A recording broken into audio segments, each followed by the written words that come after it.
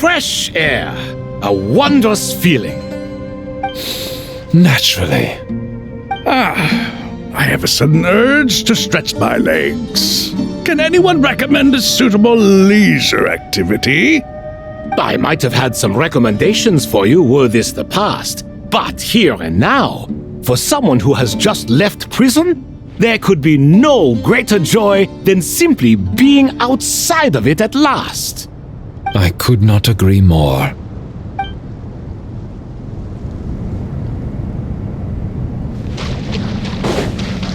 As I thought, the so-called 7 pillars of King Deshret are as underwhelming as ever. What do you mean? Not a fan of the boys' club? As men, as individuals, and even as gods, they are entirely undeserving of my attention. Al-Ahmar once commanded me to select a king from among the people, so naturally my eyes will open only for one who is worthy. Ugh. Can we talk about something else? It all sounds pretty complicated, and I haven't read that many storybooks. You think this is a mere story? Well, many would also say that the journey you shared with your father is not but a tale. My life, your life, they are nothing but stories. Little girl, it appears that you really have grown. In the past, you would have flown into a blind rage at my words, but now you are unperturbed. Oh, it's nothing. I just feel like you're right. Getting all pissed at someone for telling the truth is pointless. It only makes me look petty. This alone is proof enough of your growth. You're doing well, my dear girl. You're becoming ever stronger. Strong enough to defend the people and things you hold dear. You think so? I hope you're right.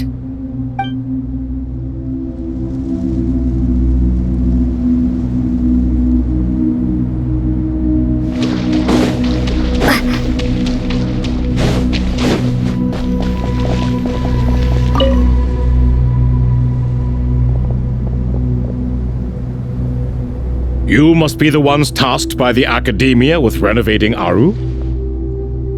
That's right. Good afternoon. I'm Kaveh, and these two are Termezi and Naisaburi. Hey, I'll hate them! Come and introduce yourself! We've met before. This is Thoth, the Ibis King, and everyone knows these two. Afternoon, gentlemen. I've only ever seen these two in murals! Ah, the paintings in the temple. They show us chatting, playing cards, playing chess. Precisely the activities we most enjoy, funnily enough. No, only you enjoy playing chess. We were just humoring you. I wouldn't go that far. Back to the matter at hand. A preliminary assessment by the Academia indicates that this project requires expertise in various disciplines, including the deciphering of ancient texts, mechanical engineering, the restoration of ancient ruins, and elemental theory. The most capable minds in their respective fields are here before you. If there are no objections, we'd like to begin our work. The artisans who built Aru for Al-Ahmar gave their very lives to create this splendid work. Follow their example by giving your utmost devotion to this project. I didn't know that. We'll do our best, of course, but we certainly won't be sacrificing our lives.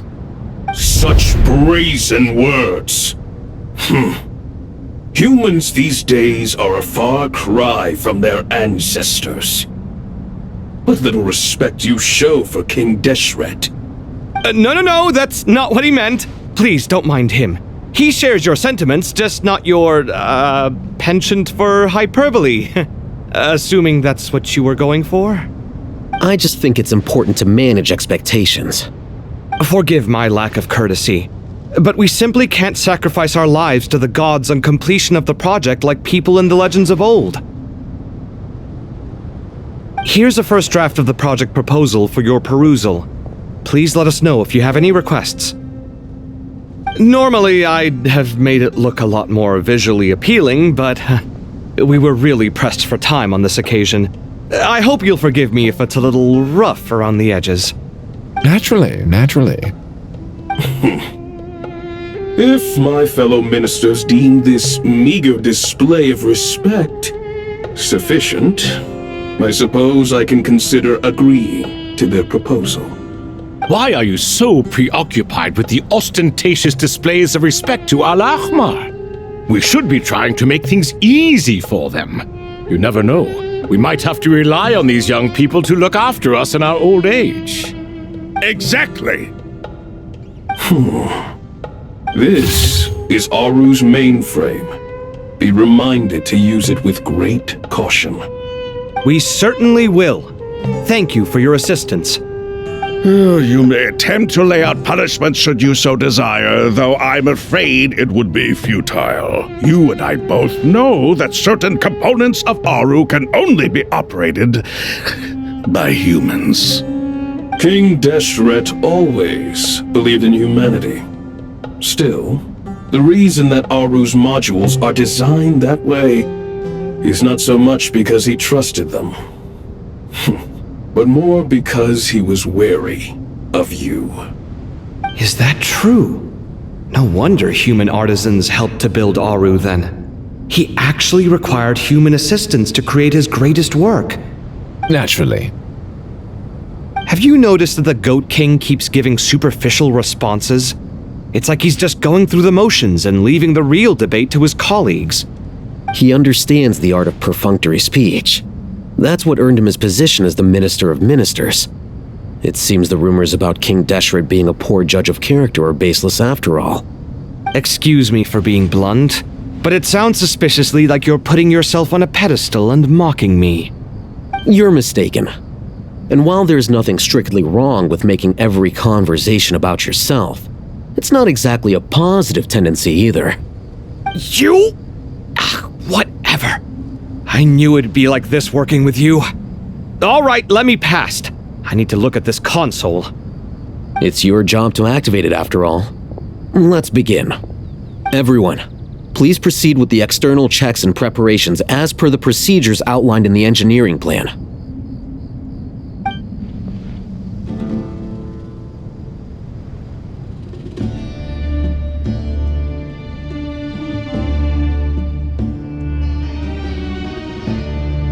Hello there, youngsters. Whoa, the Ibis King came to life! What do you mean, came to life? I've been alive the whole time! You did say we could start our research, right? Are you having second thoughts now? I've reviewed the proposal. The work you're planning to carry out on this grand device is ambitious in its scope. You have ample confidence in your abilities, I take it? I wouldn't say I'm feeling hugely confident, but given how bad things are, I'd rather at least try something than sit around waiting to die. You are the top scholars of your day. I trust you are aware that there are countless links between Aru and the Akasha. Aru and the Akasha? But I thought the Akasha was the Academia's greatest technological accomplishment, created years ago by the Dendro Archon to help her people access knowledge. And you too? Do you not know either? You've read the instruction manual, right? You tell them. An instruction manual? The Akasha has an instruction manual? The Dendro Archon is a kind and thoughtful god indeed. It used to sit on a shelf in the corner at the House of Dana. Not the most popular read. If the manual is to be believed, Aru was in fact the original inspiration for the Akasha system. What? But there are so few records about Aru anywhere. And practically none of the scientific expeditions into the desert had anything to do with it. Ah, but this is something you could not possibly have known. You may have heard many stories about the desert, but what is the most important aspect of history? Consider this a quiz. Anyone from Vahumana present? I'm from Vahumana. It's, well, veracity. Precisely. And a large part of veracity is the chronological order in which events occur. I may as well tell you. In the beginning, Nabu Malikata, the goddess of flowers, descended upon Sumeru. The glory of the heaven was within her. She brought life, oases, and knowledge to this land. Then she created the Jinn, enlightened them, and ordered them to serve her. 2 other gods also walked upon this land where wisdom flowed in abundance, and the 3 met beneath the great green trees. It was the first and greatest alliance. We should speak with reverence of this covenant between the 3, which transcended both time and life. For they promised that in Sumeru, wisdom would be shared with all. All the great changes in Sumeru's history began with the goddess of flowers. For King Deshret's sake, she pried into the secrets of Celestia, and for this was burned to ashes by the flames of wrath. So grieved was King Deshret by her passing that he lost all interest in state affairs and devoted himself instead to the knowledge that she had brought back. It was after learning of the technology from that floating island in the sky that he first conceived of Aru. And so, the Akasha was inspired by Aru, while the basis for Aru itself came from Celestia's technology. Well, if the 2 share a common technological origin, then connecting one system to the other is an entirely feasible idea. Unbelievable. Have you no reverence at all for celestial technology? No, I do, but there's no time for that. The schedule is too tight. Blame it on the deadline. Perhaps you could try coming up with our cutoff dates. You know what it's like having to turn around 5 different drafts in one day? I wouldn't wish it on my worst enemy. Yeah, also, Sir Ibis King, you don't plan on getting directly involved at all, do you? Yes, well, you strike us more as having come to give a popular science lecture. Or, wait, does this count as more of a first-hand witness statement? Neither. Anyway, this sounds like far too much work for me. Still, if Aru is so powerful, why didn't King Deshret use it for more ambitious ends? Because it was never fully completed. King Deshret had grand plans, but he perished before they could come to fruition. In the beginning, his wish was to create something that could rival the very world itself. The Lord of Flowers sacrificed everything for that ambition. What he desired, she bestowed, and thus was knowledge brought into the world. Her courage and sacrifice had to be honored with the most splendid of monuments, or King Deshret would surely have deemed it a grave injustice.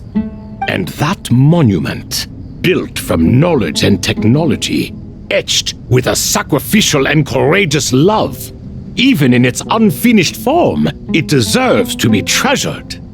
At that time, King Deshret said the following to the Lord of Dendro. Since we share an eternal covenant, I shall never be your enemy. Hence, the fruit of wisdom from the heavens is not to be devoured. Remember, it is not that I lack the power to become the enemy of wisdom. Yet you and she have taught me much and shown me kindness. For this, I cherish you both. In the end, Aru was only used to store a portion of the souls. It was but a primitive form of the masterwork the king had envisaged. His final hope for Aru was to return to the past, when she yet lived. So the point you're making is, King Deshret was both powerful and ambitious, and he only ceased his imperious ways out of affection for the goddess of flowers and the Dendro Archon. You could see this as an act of mercy, but you could also see it as the sentiments that lay between these 3 gods placing constraints on him. This was, after all, the foundation of the alliance between them. This explains why Aru was both a prison and a monument, and why the answer to the 3 questions was time. You have to be careful who you get involved with, or you invite all manner of misfortune. This is as true for gods as it is for humans. Love is the same. It is both a prison and a monument. All right, let us pause the story here for now. Seeing as you've been so diligent, I'll offer a little help. Who's in charge again? Is it you two?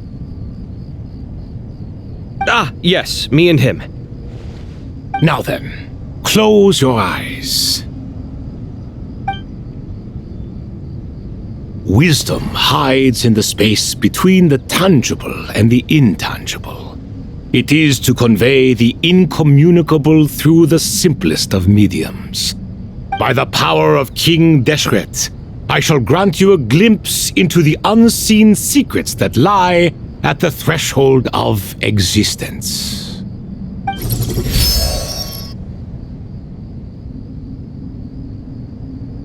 Where did this come from? Is it a new mechanism? It looks more like some form of externalized information. You've rendered it visible? Just as the Akasha allows you to access a greater range of knowledge, the power of our king permits one to perceive ingenuities that do not belong to this world. This is no ordinary mechanism. It reflects the internal structure of Aru. Whether you choose to increase or decrease, keep or discard. Come, use these to achieve the outcome you desire. Looks mechanical to me. Better let me handle it just in case. But wait, how do I get up there? Turn around. So that's where the elevator is.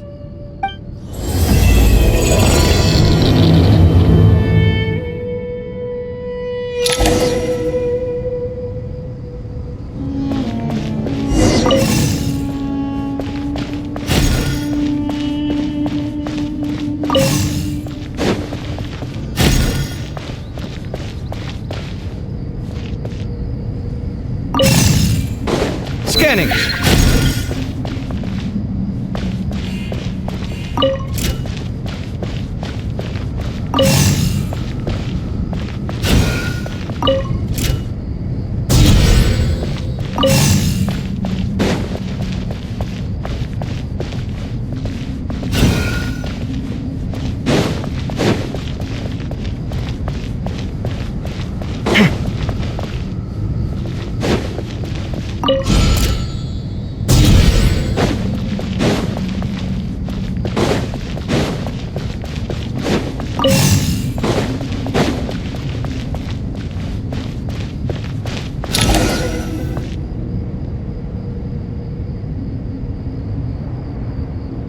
Obelisks were used to record important information in the ancient desert civilization. Hey, Al-Haytham, there's some writing here I'll need you to decipher. I've sent it to your screen. Do you see it? Got it. It's a little blurry, but I should manage.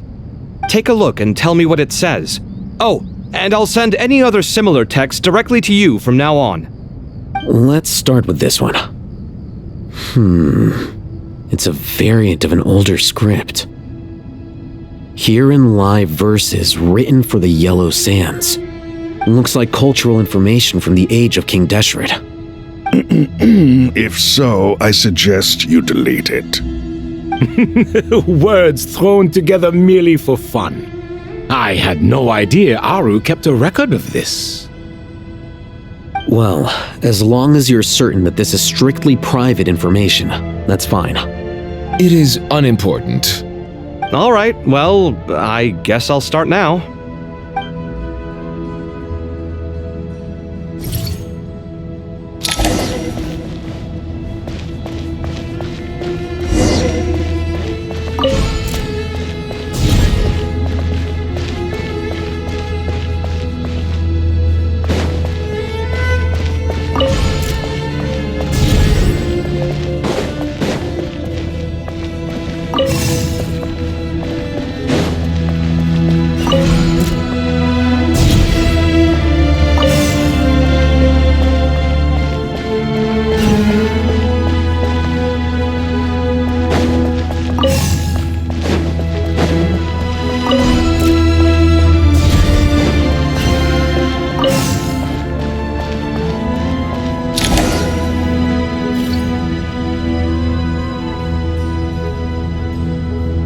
found some more. Sending them over to you now.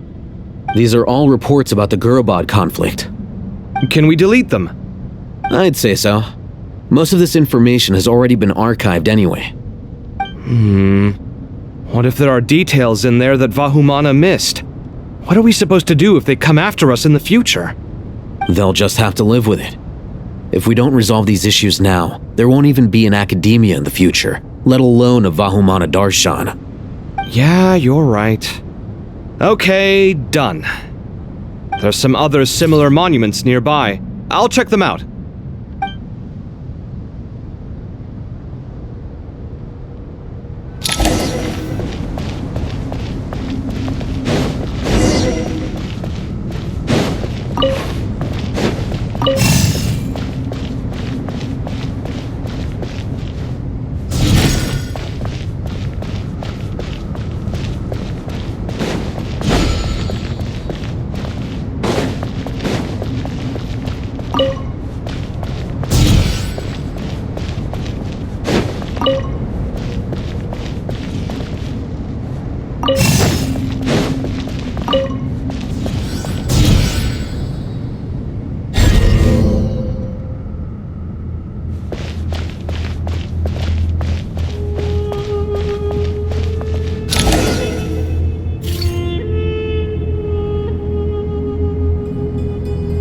Another monument!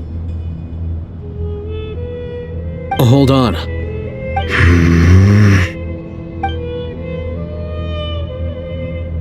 You're still reading it? How long is it? It records the development and governance of the Oasis civilization. Most of it concerns the Jinn, but it also contains records left by the artisans who built Aru. Is it important? Some of it.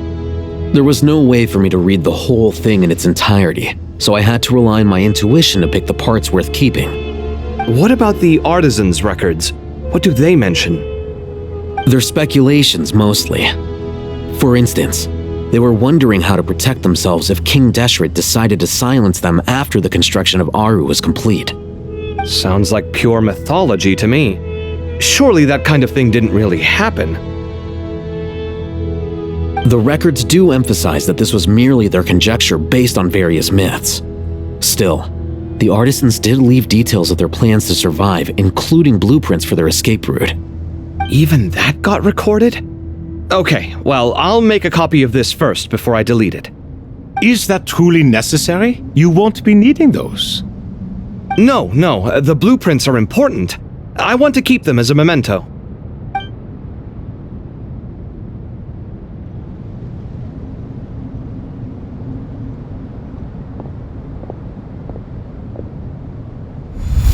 I think that should just about do it. It meets the requirements of the contingency plans, so we should be good. I gotta say, it's the strangest feeling, this cross between reality and the intangible. It's like drifting between life and death, or in and out of a dream, using my own hands to manipulate illusions that are forever out of reach. Chasing dreams in the most literal sense. Definitely a novel experience. What happens if my spirit just floats away? That won't happen. Anyway, I wouldn't celebrate just yet if I were you. There's likely to be a phase 2 of this project. All right. I'd better keep my wits about me then.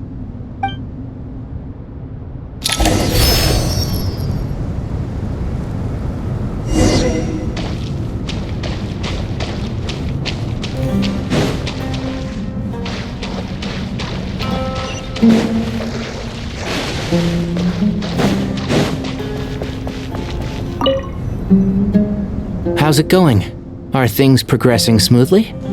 Well enough, I suppose. You know how it is. The work itself is only half the problem. The other half is having to work with Al-Haytham. I'm sure the feeling is mutual. Honestly, though, I thought you two had already worked things out. As if. Turns out working closely together is the best way to expose any tensions lurking beneath the surface. Besides, I just think that some people never change. Agreed.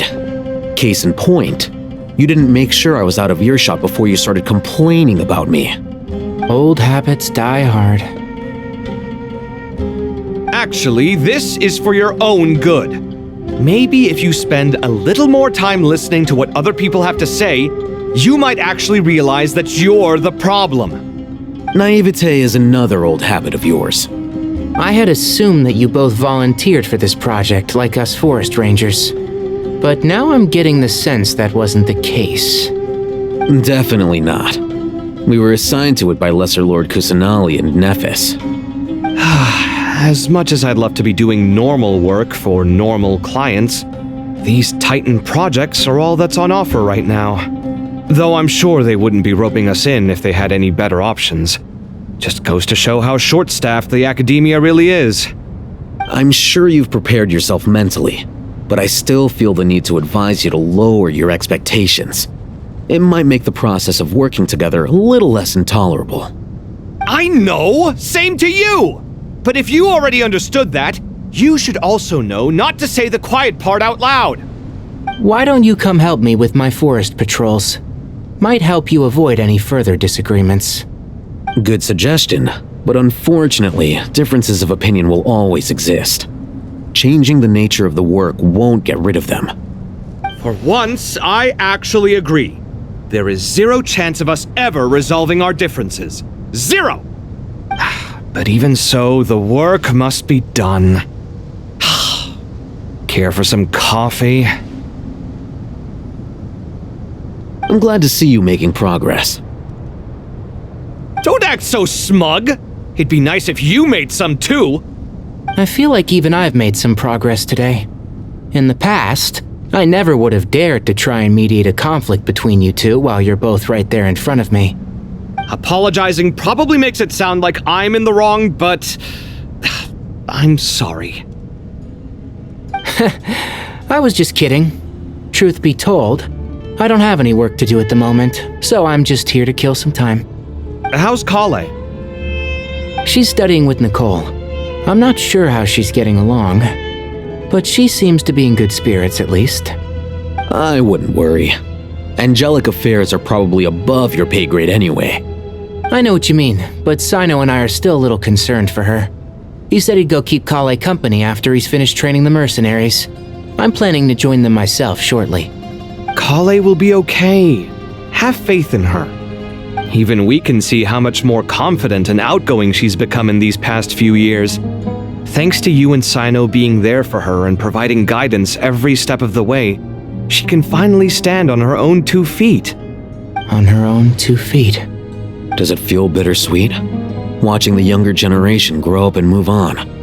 No, not yet, at least. I was just thinking, I wish there was more I could do for everyone. She'll be fine. Yeah, she will. Just try to relax.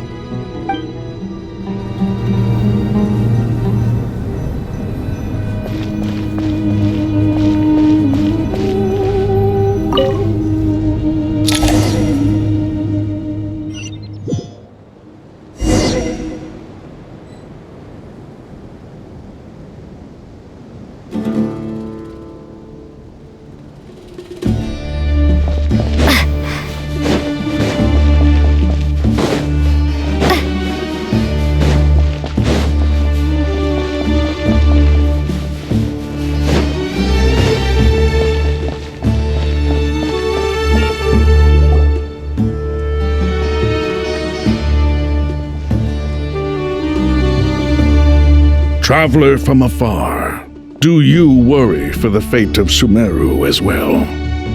Whoa! It's Sobek the Crocodile King! Greetings, Crocodile King. Please be at ease. I'm just here to chat with you about Lesser Lord Kusanali. Sounds like you really care about her. Yes, although to be exact, it is a mixture of both concern and curiosity that I feel. Speaking of Nihida, Paimon was wondering how she's doing. Wait a moment.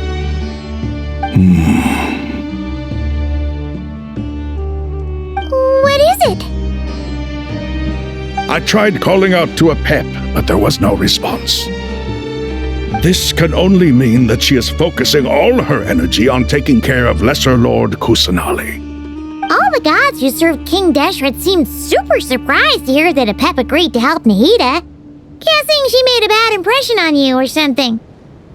Are you aware of the history between her and our king?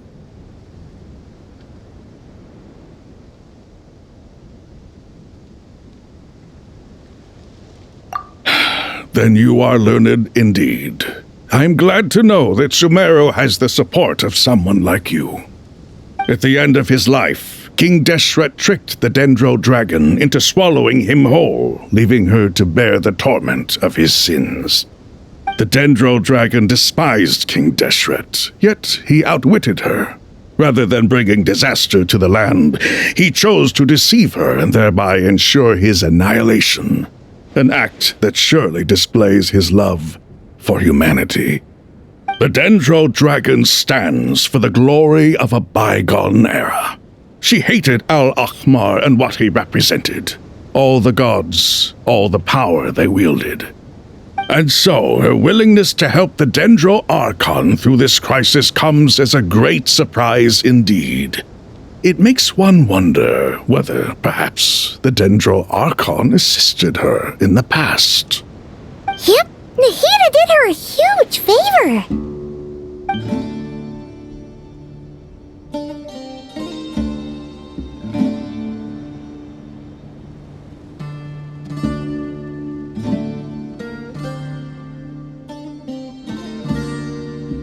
So Lesser Lord Kusanali put an end to the Dendro Dragon's many long years of torment. As much as she loathes the Seven, Apep knows kindness when she sees it. No wonder she was willing to make an exception. Yeah, that's the sense we got from dealing with her too. She is not incapable of coexisting with other living things. Rather, she actively chooses to avoid coexistence. And this despite the fact that she symbolizes life itself. How ironic. All of this being said, I wouldn't expect too much from her if I were you. Nothing will change her hatred towards humanity and gods. We'll keep that in mind. Anyway, how much longer do you think Nahida needs to stay with Apep? For all we know, the Fatui might still be in the desert. Just to be on the safe side, why don't we grab anyone who isn't busy right now and go look for her? I'm alright, Paimon. Huh? Was that Nahida's voice? It seems the treatment was effective. Since when do my deeds require your evaluation?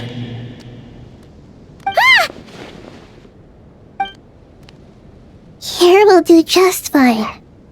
I had no intention of taking you any further. One ought not expect greater generosity than they have earned. You always hide your kindness away like an oasis within a sandstorm.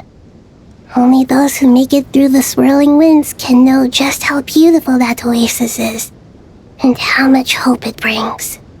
You dare appraise my being? No, I'm expressing my gratitude.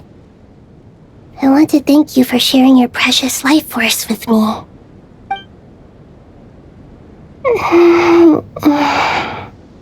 Awake already? You are more resilient than I thought. Pep. I feel much better.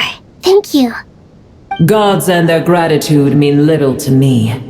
I would rather you give me your assurance that the situation with Irminsul and Sumeru's ley lines will be competently managed.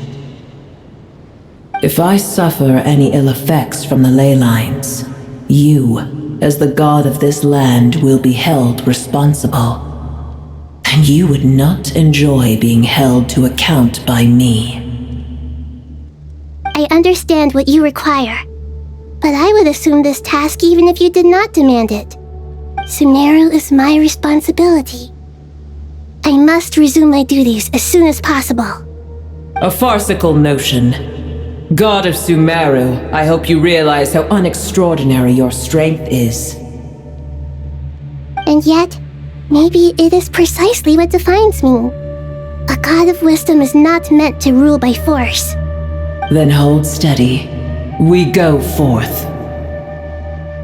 Well, I'll be. Is that a pep? Do my eyes deceive me? Of all places, the Dendro Dragon has decided to visit the mausoleum of King Deshret? I see that after all this time, El Ahmar's menagerie of ministers remain as vile as ever. It's a pleasure, Dendro Dragon.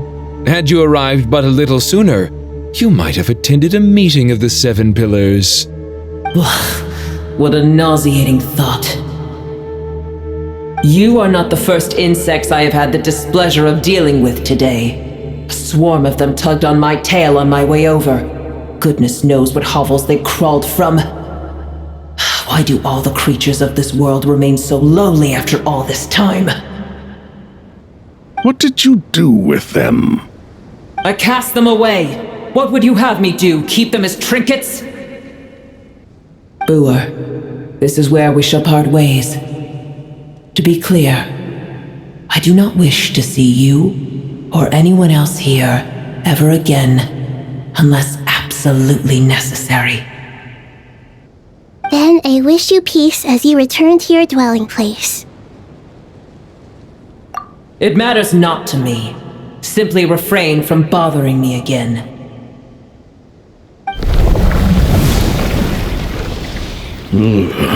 A force to be reckoned with. At times like this, I feel glad that she has no interest in any of this. Hold on, just hold on, okay? We're almost there. We made it! Huh? Wait, that voice! It's... Uh-oh, I'm gonna fall!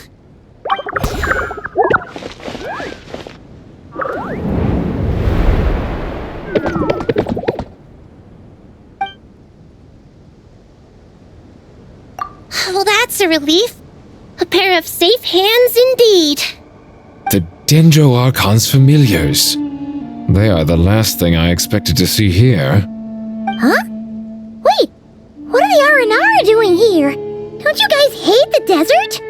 Obviously I was worried about the Dendro Archon. I've been supporting them with my Pari powers the whole way here. Oh, you seem pretty nervous. Is it because there are too many people around? Not just people. It's all these non-human beings, too. It's hard on them. I can't believe you made such a long and dangerous journey just for my sake. I appreciate your support so much. Thank you all. I'll have to ask everyone to wait while I help our new arrival settle in. Once I'm done, I'll gather everyone to discuss our next steps. Traveler, Paimon, shall we find a place for our friends to stay?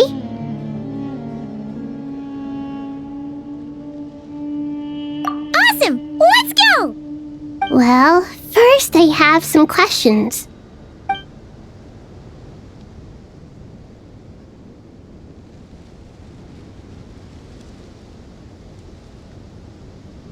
Okay, I think that covers everything. Thank you. We can get going now.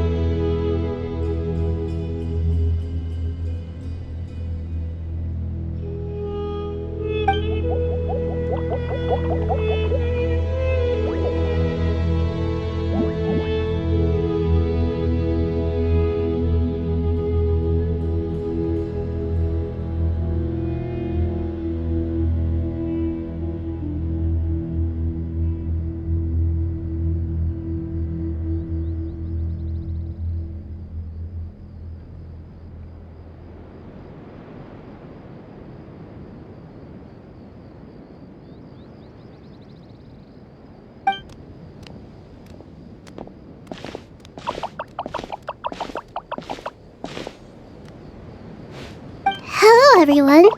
It's only us.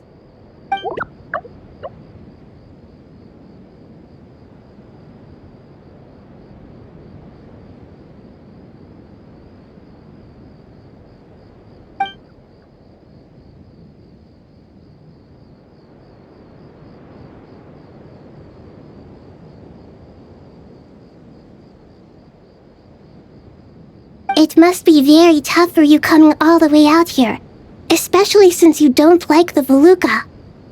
Is everyone back in Vanarana doing well?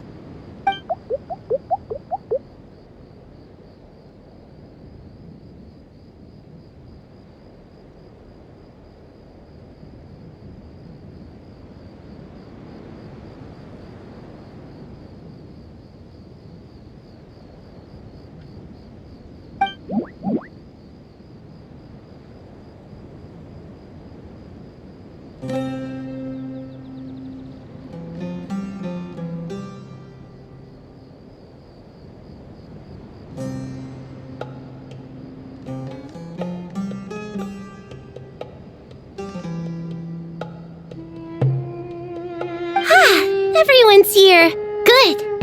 Are you okay? You look like you were about to pass out back there.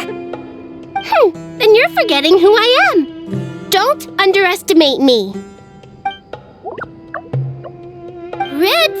Oh, excuse me! Are you comparing me to Paimon?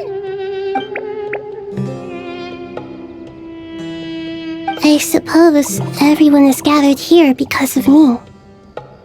As we can see, the situation is critical, and everyone is very busy with their various tasks, so...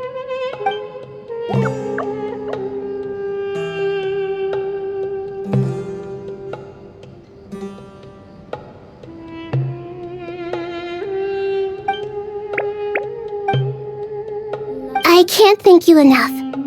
Right now, we're focused on restructuring Aru, processing excess information, and helping restore everyone's confidence. I'm sure you'll find it all very straightforward. I can help too! Just let me know where I'm needed.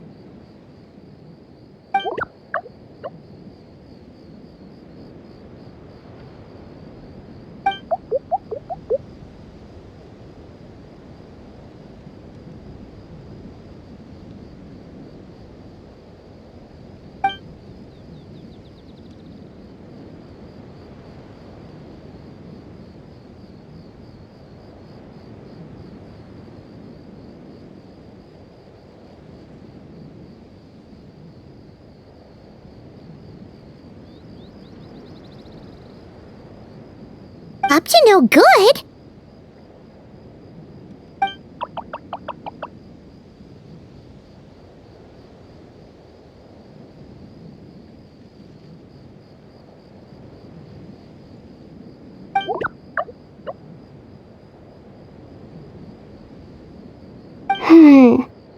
That definitely sounds suspicious. Traveler, Paimon, I have other work to attend to here that needs to take priority. Could I trouble you to investigate the situation Arabalika spoke of? No problem. Leave it to us. Thank you. I'm counting on you.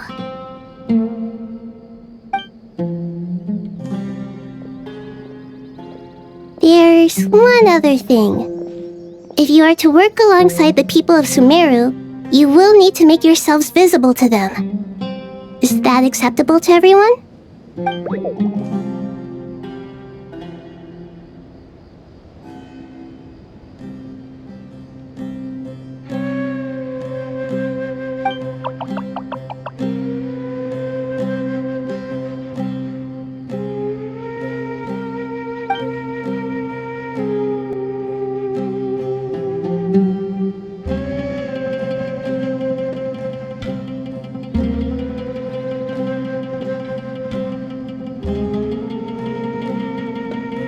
There's nothing to fear. No one here will hurt you. But if you do feel afraid, don't worry. Just call my name and I'll be there.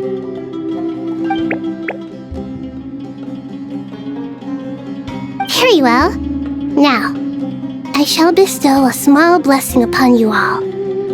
Whenever people see you and interact with you, from the moment their gaze meets yours, they will experience the most beautiful of dreams.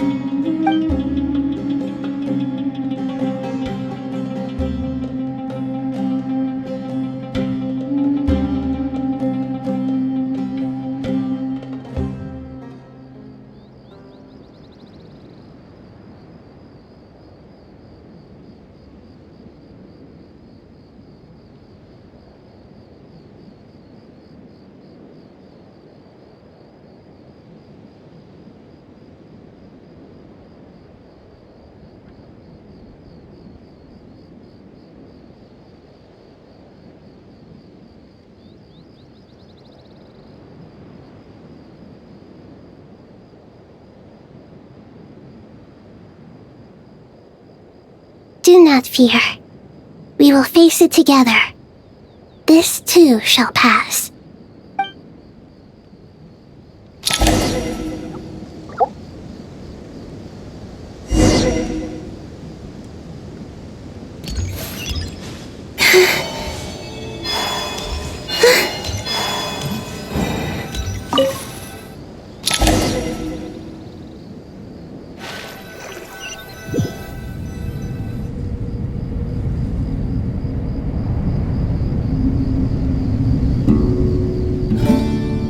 Everyone's here. Wonderful. Dendroarchon, you're back. Are you recovering all right? You mustn't push yourself too hard. I'm doing very well. Thank you for your concern.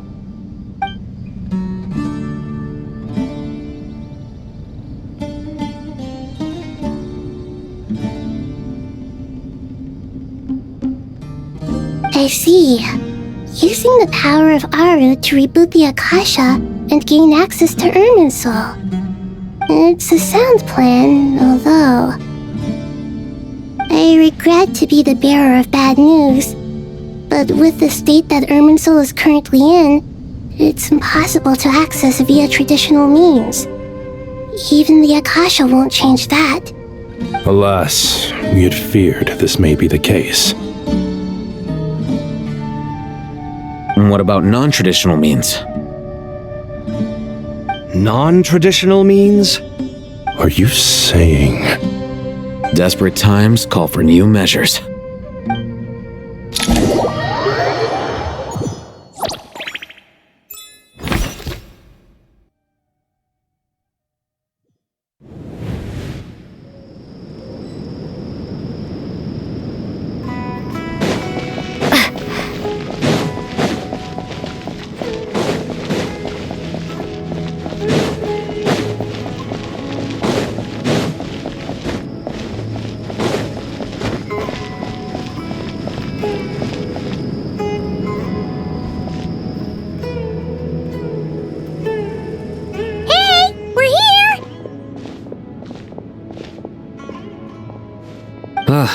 It's you. Is there a situation?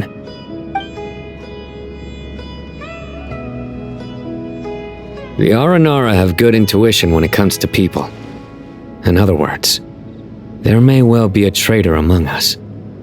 Given everything that's going on, I'd be more surprised if there wasn't. Miss Nefer, as a professional intelligence broker, I trust you have a solution? Not one that I'm willing to volunteer. What's in it for me? Let's say I'll treat this as a pilot project aimed at expanding your intelligence operations. Whatever business you're in, an avenue to demonstrate your abilities could never hurt. I like the sound of that. Glad we're on the same page. Given that you rarely set foot in Sumeru, practically no one at Caravan Rebot knows who you are. I take it you've read the files on everyone in the area? Yes. I also skimmed the list of evacuees, and am more or less up to date on where everyone stands. Any initial suspects? Limiting the scopes to males whose recent activity could be viewed as suspicious. I've identified 3 names. The Aranara saw 2 people talking, but currently we only have 1 suspect. The other person was probably just a messenger, and in all likelihood has already left Caravan Rebot. Everyone is heading for the desert per the evacuation order. Anyone willing to turn back at this stage is almost certainly with the Fatui. There's no way it was a spur-of-the-moment decision to act at a time like this. This spy must have been planted long ago. We need to smoke him out from wherever he's hiding. Sounds like you have the beginnings of a plan.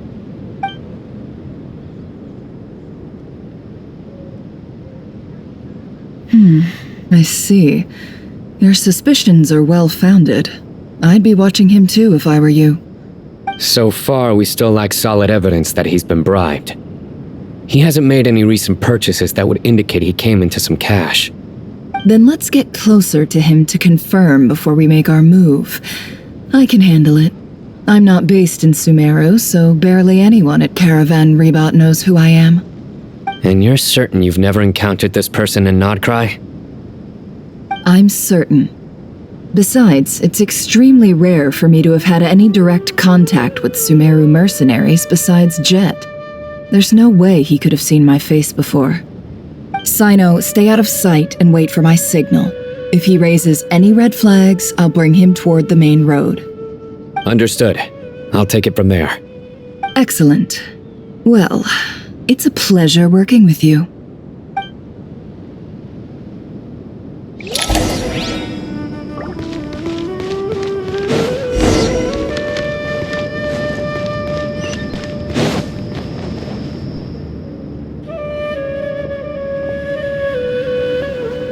Darker skin, scars, frequents the desert and has ample combat experience. Nothing unusual about how he dresses or acts. What's that he's looking at?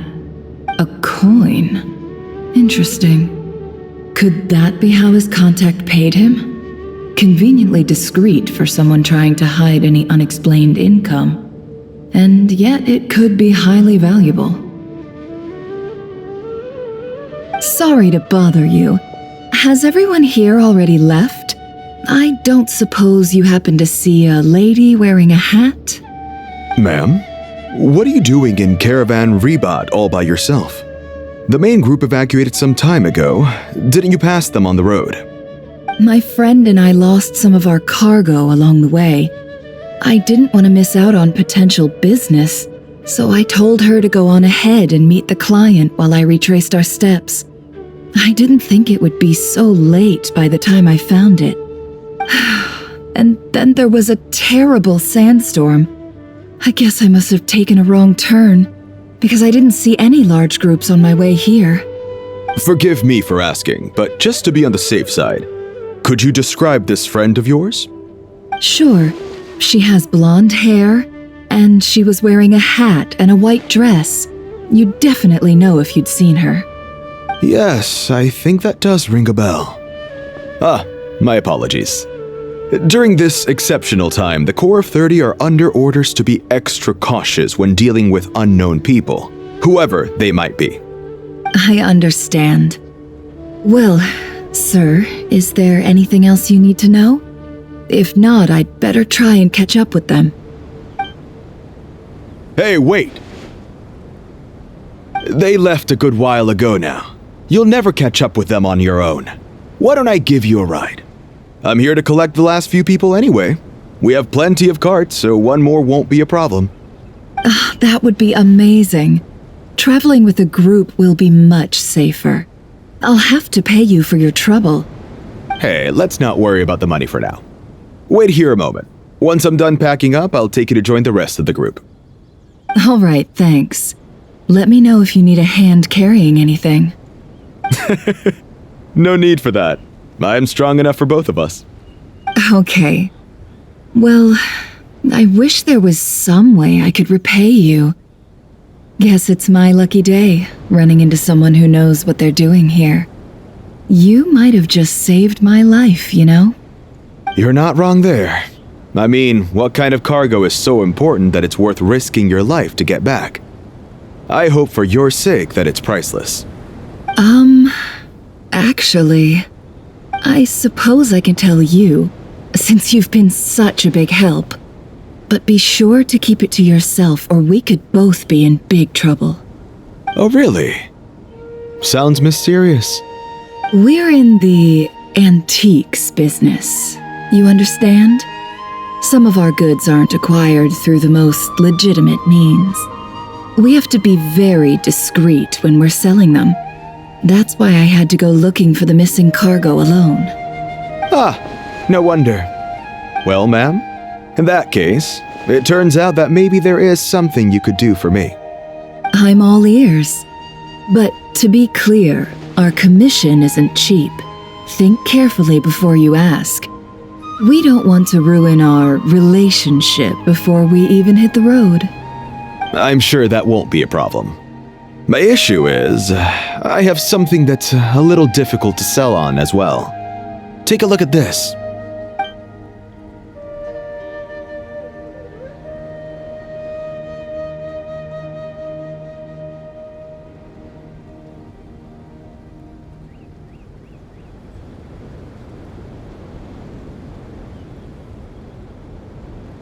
Pure gold. That's quite something.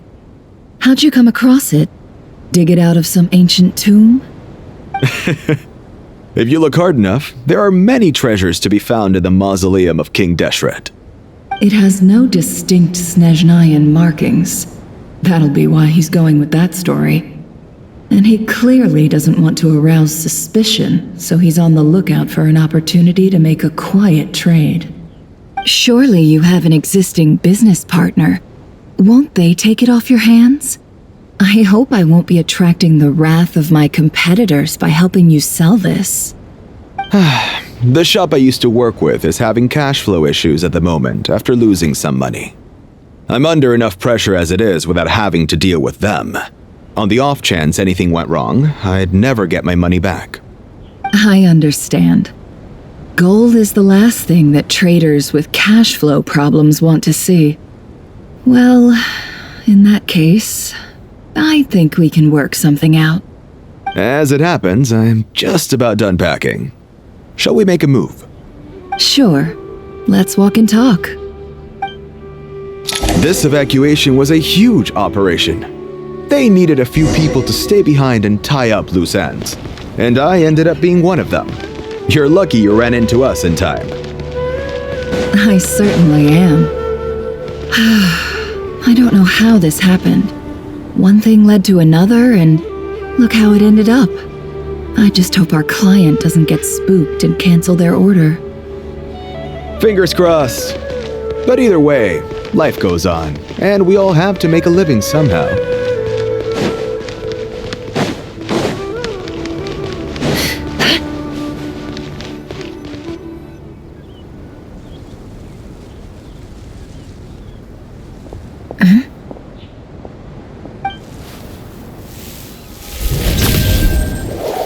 Hands where I can see them. General Mahamatra! No, wait! What are you doing?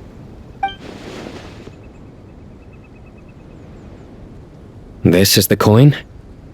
Good. Sadly, you won't have the chance to spend it.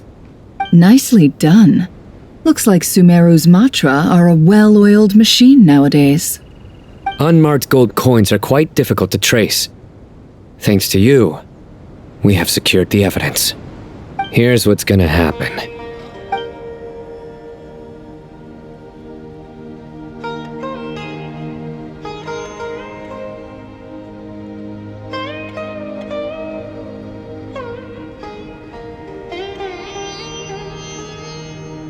Southeast from here, leeward side of the hill. That's where he's meeting his contact. Great work. Candace tells me your interrogation skills are highly effective. Hers are quickly catching up. She's improved a lot in recent years. Looks like it's over to you for the next step. Because I'm quickest on my feet? Because you know how to trail a target. Plus, it'll be easier to monitor their activity from the air. Fine. I'll be quick. One more thing. The Traveler just brought a message from the Dendro Archon. Once you're done with this, we're to meet up at the mausoleum of King Deshret. Got it. Will do. Are you sure you'll be okay on your own? Gee, I don't know. Maybe you should come with me. Okay. Then Paimon's coming with you. Really? You do know this is a stealth operation, right? Meaning, you have to be quiet? Paimon? Are you sure about this? Well, Paimon at least wants to give it a shot. Like everyone says, if you never try, you'll never know. Besides, being the best guide into that has to count for something. This should be a piece of cake. Fine. Join me if you want. But be warned. If anything goes wrong, I'll have to gag you and shove you into a bush. No need! Paimon will be super careful. Promise! Good. Then what are we waiting for? Let's go.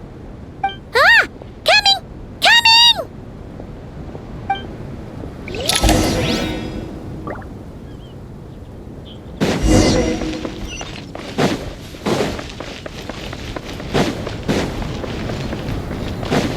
Quit following me.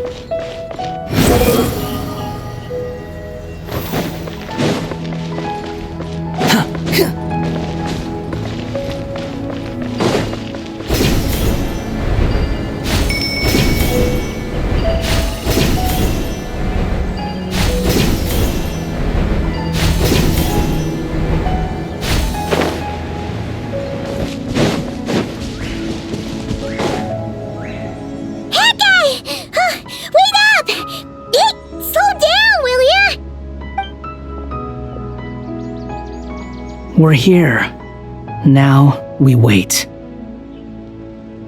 Okay, yeah, cool. Cool. What's on your mind, Paimon? Huh? Nothing? I thought all you cared about besides being a guide was food and sleep. Why the sudden urge to go on a dangerous mission? What's that supposed to mean? Paimon's been on plenty of dangerous missions before. But never on your own. You hardly ever leave the traveler's side. Just saying. I'm kind of at loose ends right now. So if you did want to share, I suppose I'd have to listen. If not, suit yourself. Makes no difference to me. Hat guy? Do you think Paimon is useless? What? Where's that coming from? When we were in Notcry, Paimon suddenly realized something. Even though Paimon's with the Traveler every single day, whenever we face real danger, she can't do anything to help. Paimon doesn't get like this very often. She just got really scared when the Traveler got kidnapped that time. What if she never came back? What would Paimon do then? And the more Paimon thought about it, the more useless she felt. But Paimon doesn't want to be a burden.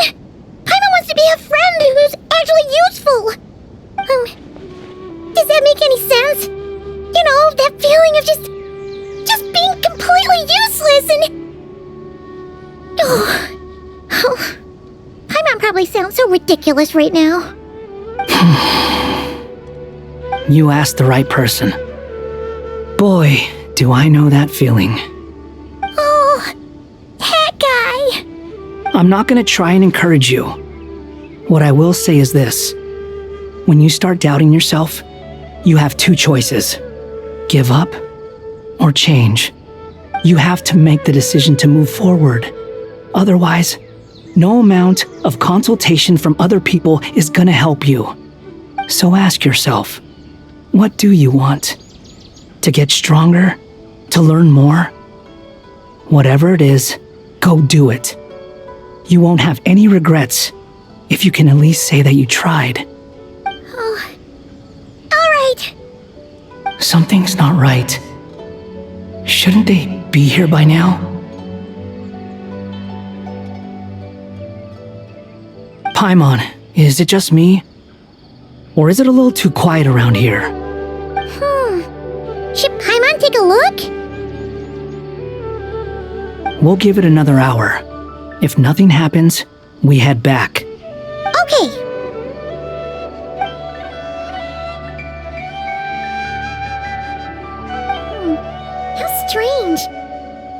for ages. Where the heck are they? Have we been stood up?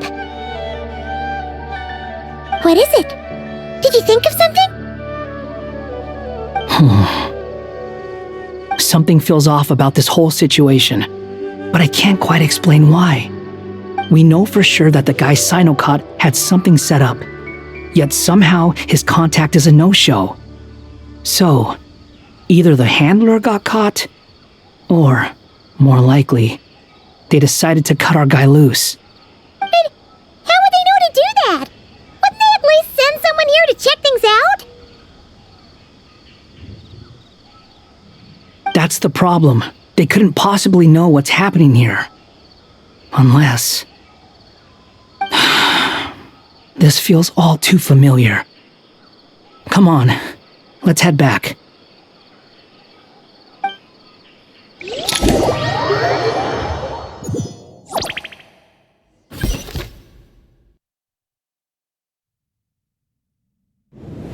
Even though this isn't a formal meeting, I'd still like to start by saying how grateful I am to each and every one of you.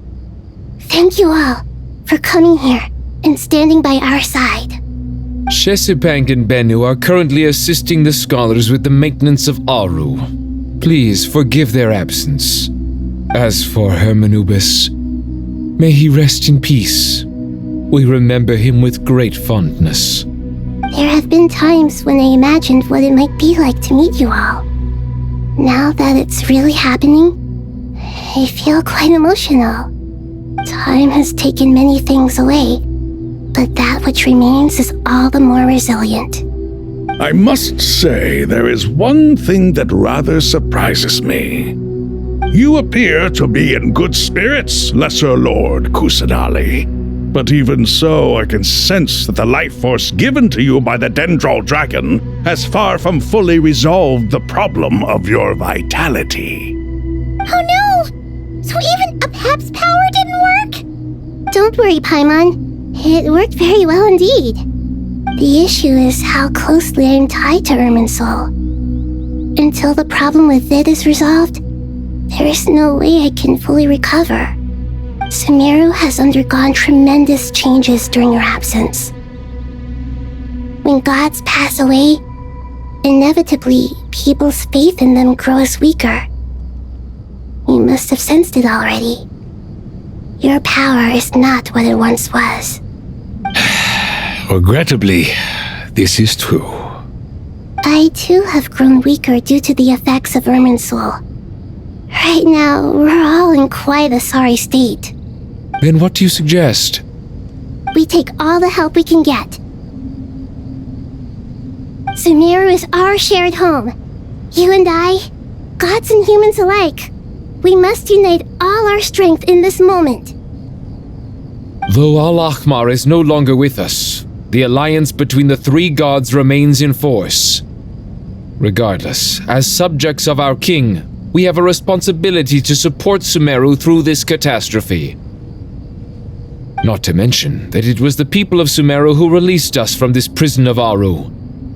Times have changed, and the people of today possess greater wisdom than those of the past. You really know how to give a rousing speech, Koti. Now then, let us learn more about your plan. The brightest minds of the Sumeru Academia are busy opening and renovating Aru. They claim it has something to do with Irminsul? Correct. Irminsul has existed in Tevat since the very beginning. But during the Age of the Dragons, it did not possess the significance it holds today. After the heavenly principles arrived, the power of the Light Realm was divided into elemental energy, and Irminsul was refashioned as a device that records and preserves all information. Since then, everything in this world has been inextricably linked to it. As the Dendro Archon, I have a duty to protect Irminsul. To Sumeru, it is both a national treasure and undeniably a major threat. Tevat has seen many upheavals in the last few years. The most recent of these was a major crisis in Notcry, which forced Sumeru to be even more vigilant than usual. I made sure to monitor all the pathways through which an outsider could potentially transmit themselves into Irminsul. But despite my efforts, a major problem still arose within. I still believe that someone has actively invaded Irminsul. But rather than taking any of the pathways I referred to, the intruder chose instead to utilize the most direct route, and the only one that cannot be protected against, by entering Irminsul through death. I see what you mean. You cannot simply stop all deceased souls from returning to the ley lines because of a potential invasion that could occur at any time. That's right. As important as it is to guard against external threats, I couldn't allow myself to stop the souls of the departed from finding peace. Please, understand how difficult this predicament was for the Dendroarchon. Defense has never been an easy task. After Irminsul was invaded, my authority was quickly restricted. Soon after that, the tree began denying access to any connections. I'm sure you feel responsible, but you are not to blame. No one can predict every possible disaster. There will always be trials and tribulations for the world to endure. But the people of Sumeru should not have to endure this. We must find a way to break through the lockdown and connect to Irminsul. And this is why you need Aru. Yes. The only thing in Sumeru capable of rivaling Irminsul in terms of overall function and performance is Al-Akhmar's legacy, Aru. All I managed to do before falling into a coma was make some minor adjustments to Irminsul. Using Aru is a last resort, and a move that comes with enormous risks. The scholar's initial plan was to borrow Aru's power to reboot the Akasha, then use the Akasha to connect to Irminsul and investigate. Unfortunately, Irminsul has suffered far greater damage than they first thought, rendering that plan futile. To rise to the challenge, we had to resort to more extreme and far costlier means. This has led to a number of new contingency plans. To reclaim Irminsul, our brightest scholars have made further modifications to Aru with multiple goals in mind. I thank you all for giving them your blessing in this endeavor. Human wisdom has clearly improved over the millennia. You have not only our support, but that of the Jinn, the Aranara, and the Pari. Together, we will do everything in our power to save Irminsul. By the way, when you spoke earlier of an intruder, it almost sounded as if you knew who you were dealing with and what they were capable of. Well, since you ask.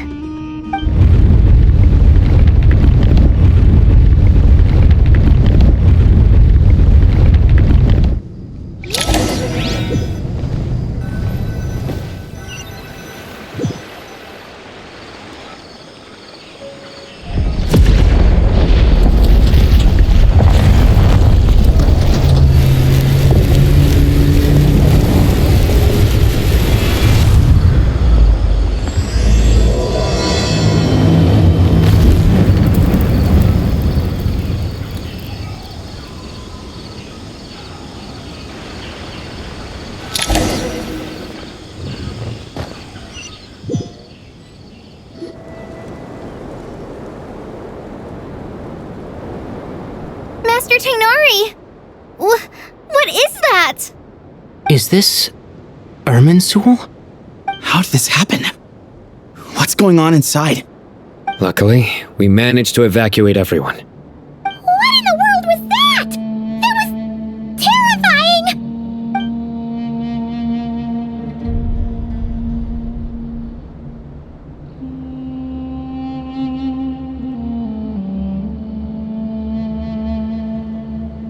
Oh my. I understand now, Dendroarchon. You make yourself quite clear indeed. Not once over the millennia has Irminsul been so terribly afflicted as this. Please continue, Dendroarchon. Irminsul's root system is what comprises the ley lines. In the past, it has always been hidden away, going unseen by the general populace. But now, An evil intruder is making it reveal itself. It has become a tree of unbridled greed. A clear sign that a deranged experiment has advanced to a new stage. Blasphemy. From where I stand, an experiment in the name of blasphemy sounds rather improper. But if we are to honor Dottore's will, this is what we must do. The birth of this tree proves to me beyond doubt that this incident is connected to him. But to explain the situation in full, there is someone I need to tell you about.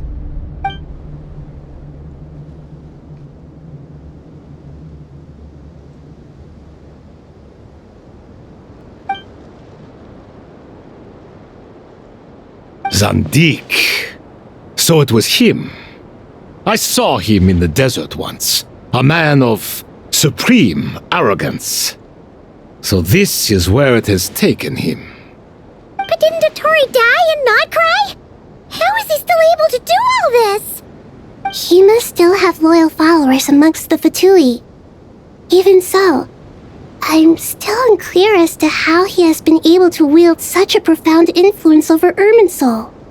I can confirm that Fatui forces have arrived in Sumeru City. Furthermore, Irminsul seems to be undergoing some kind of mutation. Evil branches are beginning to grow.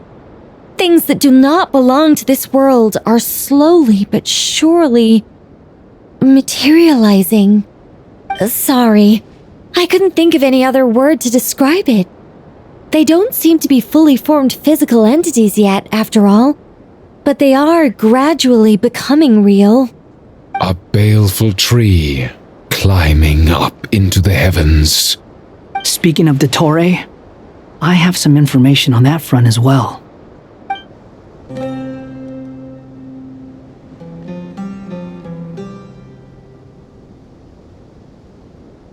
I didn't think it was wise to state this out in the open. But my theory is, the mole wasn't cut off after he was caught. They wrote him off from the beginning. You mean, the Fatui never intended to follow through with him? Then why plant a mole at all? It's hardly a conventional strategy, and the rationale behind it is pretty twisted. But as it happens, I know someone who works exactly this way. And when it comes down to it, his goals are very simple. He just wants to confuse people, so they can't figure out what he's up to. He's been a collaborator of Dottore's from the outset. That fact alone confirms that Dottore is involved with this somehow.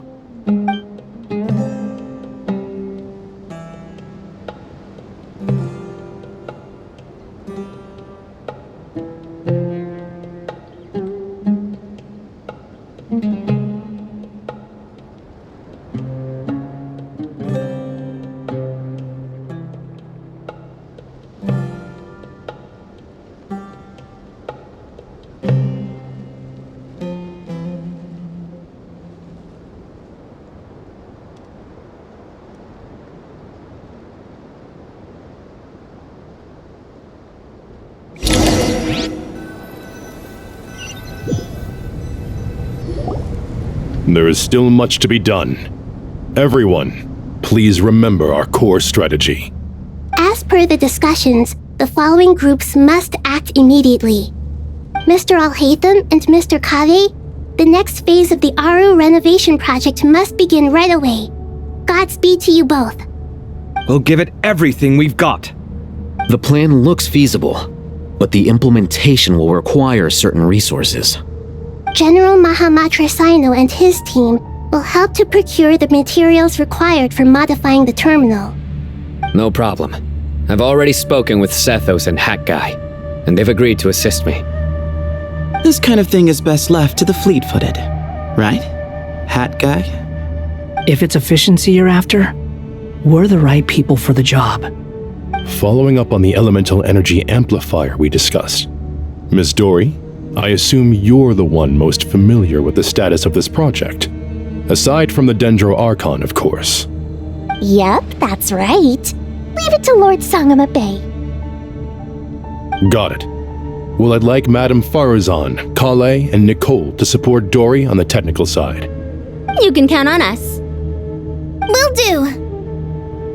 Rest assured, I'll take good care of Kale. Dia, Candace, and Nefer, you'll be in charge of negotiating between the various parties. I trust you remember our goal. You bet. We can handle it. Good. I believe that covers everything. Tainari will provide ad hoc support as needed, if that's okay. Poor Tainari.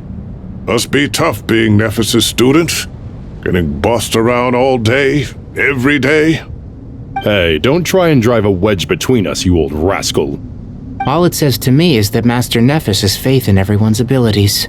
While I'm nominally here as backup, I doubt there will be many situations where my help is needed. Exactly. Finally, Traveler, you and I will head to the border between Sumeru and Natlan. Once that task is complete, I'll be asking some of you to accompany me to the Eternal Oasis. The Eternal Oasis? I thought that was just a legend. So it does exist after all. Regarding your trip to Natlan, under normal circumstances, a meeting between our two nations would be a far more formal affair. Unfortunately, Sumeru is all but completely cut off from the outside world at present. So regretfully, we won't be able to give the Pyro Archon Mawika the grand reception that she deserves. My apologies for the inconvenience. No point putting too much pressure on yourselves. That goes for everyone. Right. Especially you, Dendro Archon. I'm sure you're still feeling quite weak. Don't worry about me. The Dendro Dragon's life force will sustain me. Plus, we'll be there every step of the way. Nahida will be just fine. Yes, I believe in myself.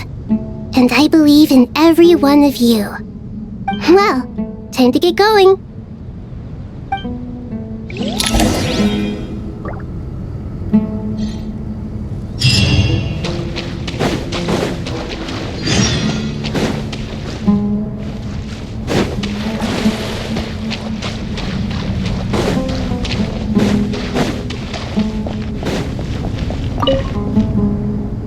To what extent we can implement the final plan depends on how successfully the Akasha can be modified and configured.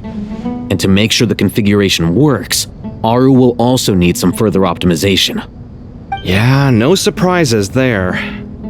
Once we roll this out, any Sumeru citizens who already have Akasha terminals can simply continue to use their existing devices. This still leaves us with a significant equipment shortage, though. Many groups of people were never issued Akasha terminals, including mercenaries, the desert folk, and many others. We'll need a supply of rare materials for the renovation of Aru and the production of new terminals. Right now, the best place to source these locally is from the primal constructs within King Deshret's mausoleum. Time is not on our side here. It's gonna be a race against the clock. The Aru merge and renovation project will have to be carried out by you two. Everything's riding on this, so failure is not an option. Best of luck to you both. As discussed, General Mahamatra Sino and Mr. Hat Guy will source the required materials. Mr. Sethos is quite familiar with the layout of King Deshret's mausoleum. With him accompanying them, things should go quite smoothly. I have every confidence. In the meantime, we may as well take a breather. Makes sense. There's not much we can do until the materials arrive. Get in formation and stay close. What is this, boot camp? Knock it off. It's just Sino being Sino. You know what he's like. Everyone clear on our mission objective. Look at the excess primal constructs, dismantle them, and extract the required materials. And King Deshret's 7 pillars agreed to this? If they're just sitting there doing nothing, we might as well put them to use. Thoth's words, not mine.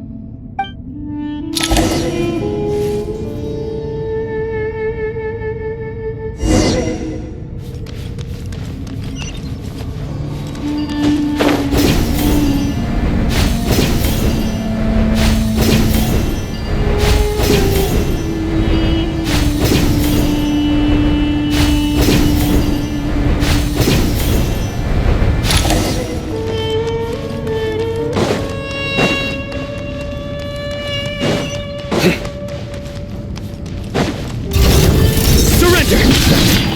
Ha! The wind rises. Bow your head! Wait there! Sage's wisdom! Nowhere to run! Your sins weigh upon your soul!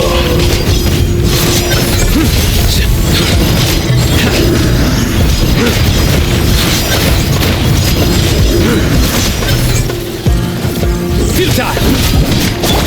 Give me some space! Squall and fury!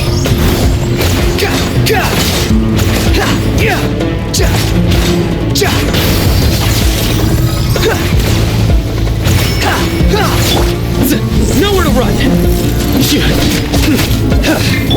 Behold!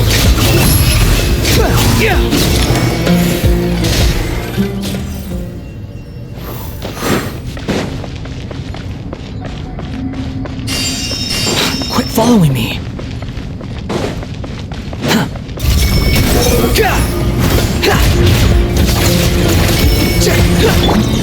Way ahead of you! Futile! Move or be moved!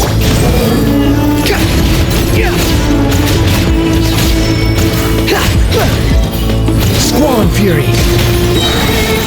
Cry louder! The wind rises!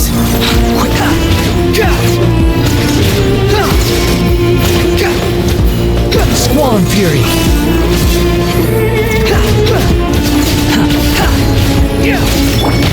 Surrender!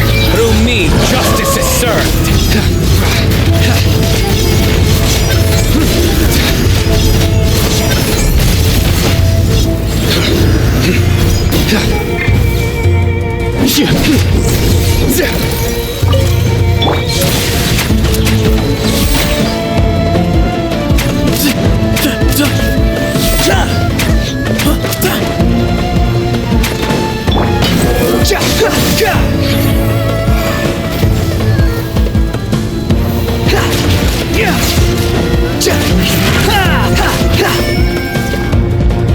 Behold! Upon the gale! Quit following! Excuse me? Squall and fury! Nowhere to run! The wind rises! Unsightly insects! Way ahead of you! Your sins weigh upon your soul!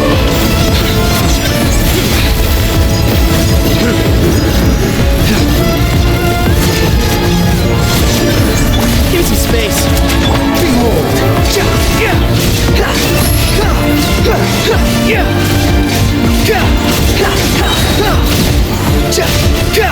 These devices should still be usable even though they're broken down.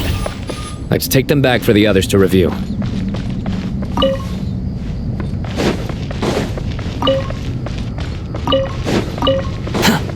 Quit following me!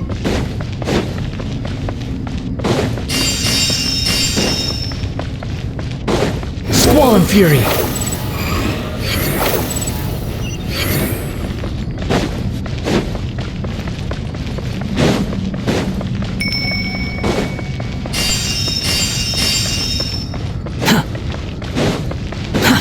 Too slow. Behold!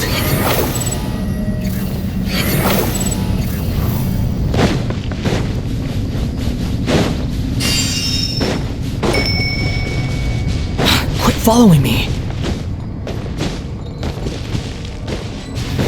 The wind rises.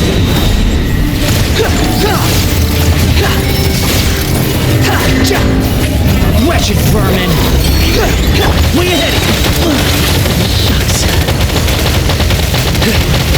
Surrender!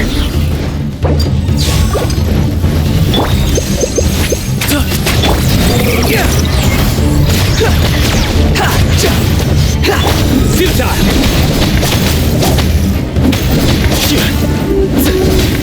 Excuse me?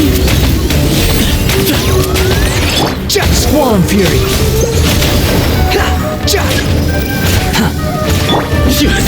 Through me, justice is served!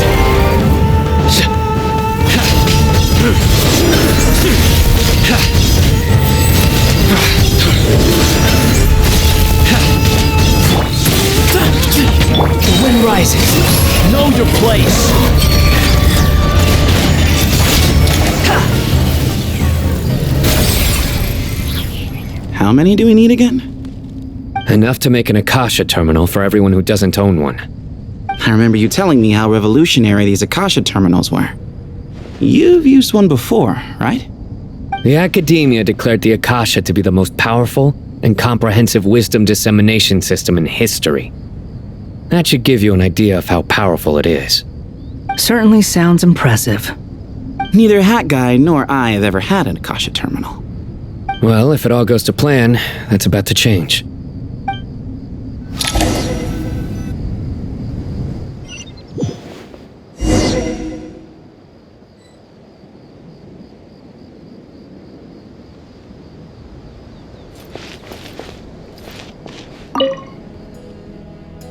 Oh, goody! Thank you so much for handling the delivery. What a long way it was. You've really outdone yourselves. I'm well aware what a bumpy, dangerous journey it must have been. Now, I would have loved to oversee the process myself, but of course, those of us who know the plan can't leave the mausoleum. Oh, trust me, I'm patting myself on the back for my assembly work here. Simply flawless work. But will you really be needing all of this?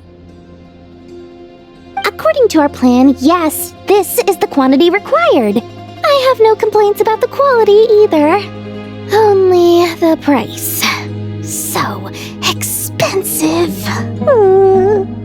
I heard you covered a lot of the funding out of your own pocket. Oh,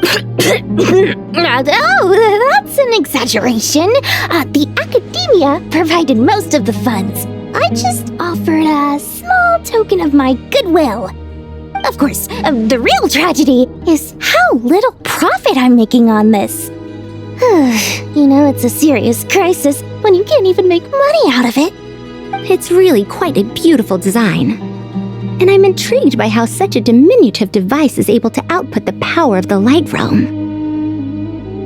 Did you attend the lecture on Light Realm energy, Madame Farzan? I don't believe I saw you there.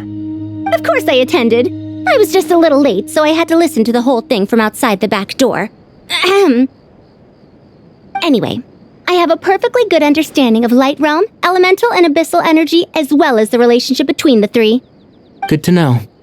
Master told me in private that the conversion process between Light Realm energy and elemental energy involves highly classified knowledge that shouldn't be disseminated too widely. But even so, the scholars still shared said information. Well, you can't enforce a rule that everyone breaks. Is that the idea? At first, the Dendro Archon was reluctant to explain it in great depth for safety reasons. Later, she came to terms with it and simply informed my master that we would all have to face the question of survival together. To protect someone from such dangers means keeping them in the dark, but for someone to know and embody the wisdom within, they must understand its very essence. It's an information hazard. We're exposed to danger just by knowing the facts, and just like bait, it lures us in by offering us the solution to our problems. But if you're not careful, you'll end up pursuing it down a dark path. A tricky problem. But today, this big problem has been broken down into many smaller, more trivial ones. What do you mean? I get it. For instance, you and I share secret knowledge, while she and I take on the risks of life, death, and fate. Something like that? Hey, what? That is not what I call a trivial problem. Well, as they often say in Vahumana, an event that is monumental to the individual is negligible in the grand scheme of history. Generally, the fate of the individual is an insignificant affair. Being from Amorta, where the subject of our research tends to be a lot more personal, I have to disagree. It's hard to dismiss the individual as insignificant. In other words, the big problem of survival has been broken down into many small, interconnected factors, and each one of us represents one of those factors. When the same secret is shared with a group of people, the same fate binds them together. Most people would find this unimaginable, but to us scholars, this is the path that has always beckoned to us. Sharing knowledge is a good way to fight against fate. I will always believe in that. All right, I think that's everything. Thanks a lot. But don't go anywhere just yet. I'll still be needing you to calibrate the equipment.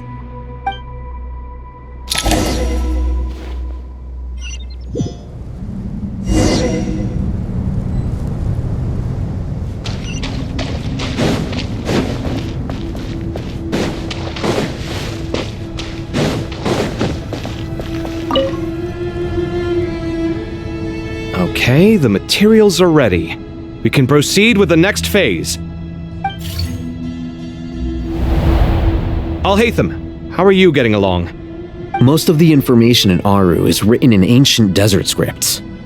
Some of this is written in a tribal language, while other parts seem to be a variant of an Oasis script, based on the glyph forms. Oh. Not lost to history, I hope. Some are. All we can do is infer the meaning based on the rules of related languages. Although, this section actually fills in some of the missing historical record. I'm transcribing it so we can bring it back to the academia. After Aru started up, 2 more lines of text appeared here. Can you read them? Humans may not read what is written by the gods, except by not reading. Victory should not be easy to attain, for it symbolizes divine wisdom. Knowledge must not waver, for it has external borders. Is this a clue to solving a puzzle? Or is it being symbolic? You can't read it unless you don't read it. Victory is wisdom. Knowledge is confined by borders. Wait, I think I've got it. It's a metaphor, isn't it? It's talking about a chessboard.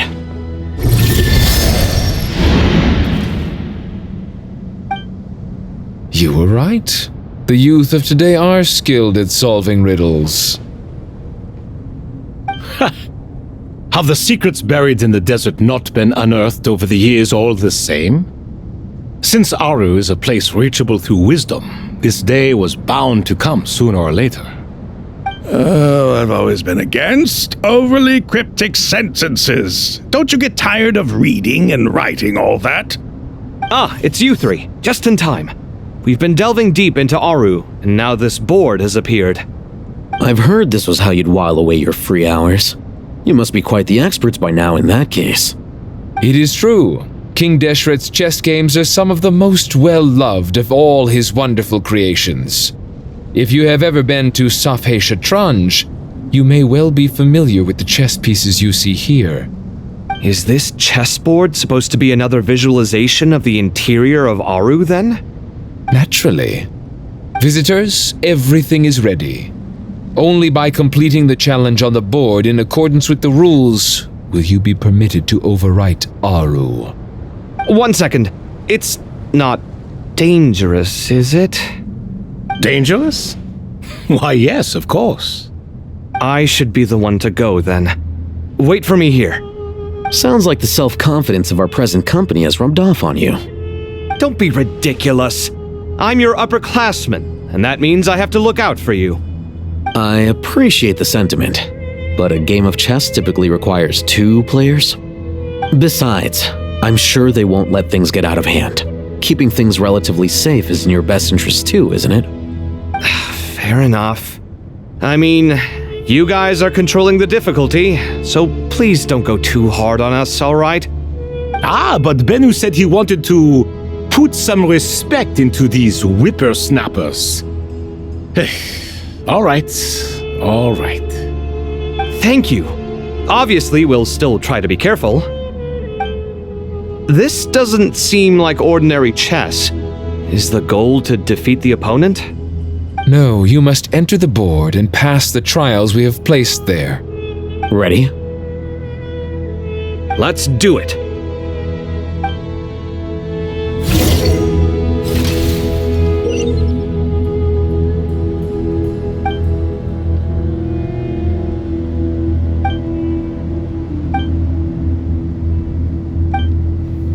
The first trial is posed by me. I don't think this is gonna stop us. Ah, but the key to this game lies in working together. Otherwise, you will be deemed to have broken the rules. Looks like it's up to me.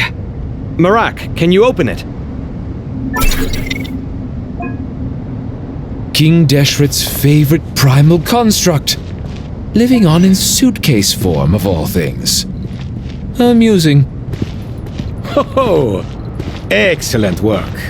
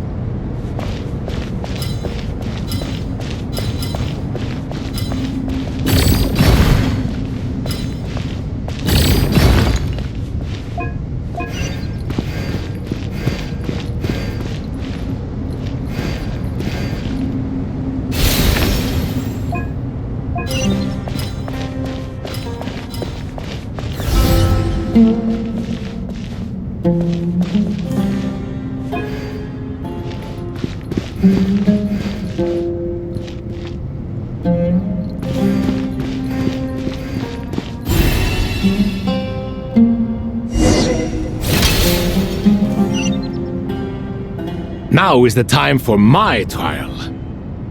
Now, don't be nervous. I'll make it nice and easy for you.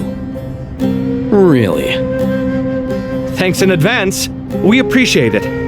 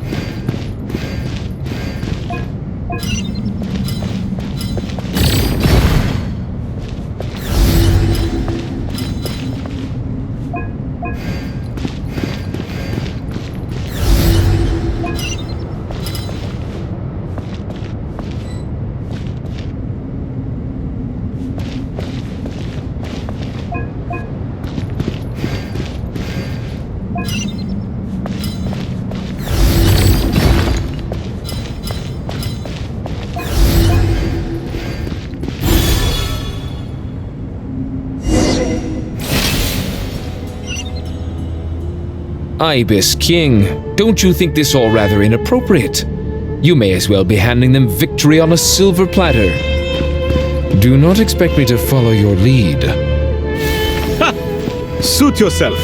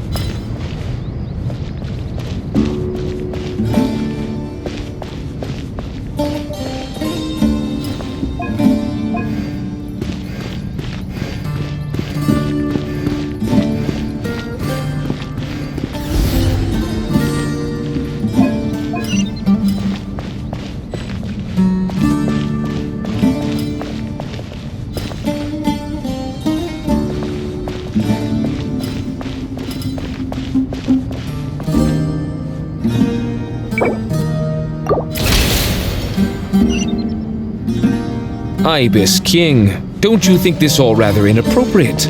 You may as well be handing them victory on a silver platter.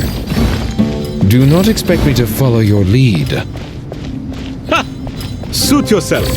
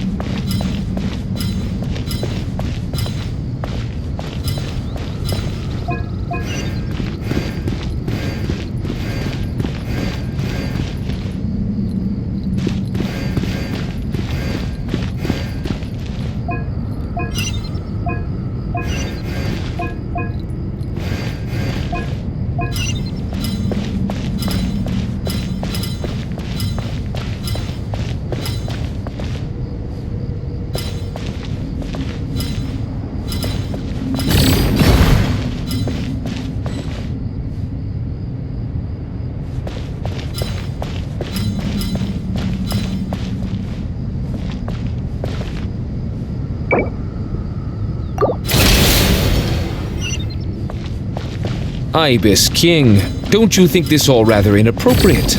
You may as well be handing them victory on a silver platter. Do not expect me to follow your lead. Ha! Suit yourself.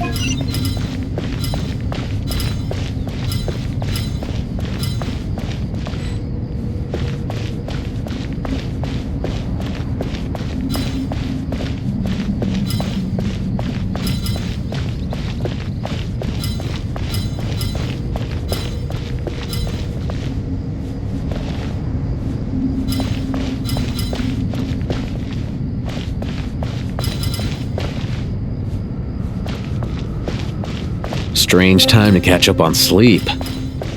I'm not sleeping, I'm thinking! It's not that simple, you know.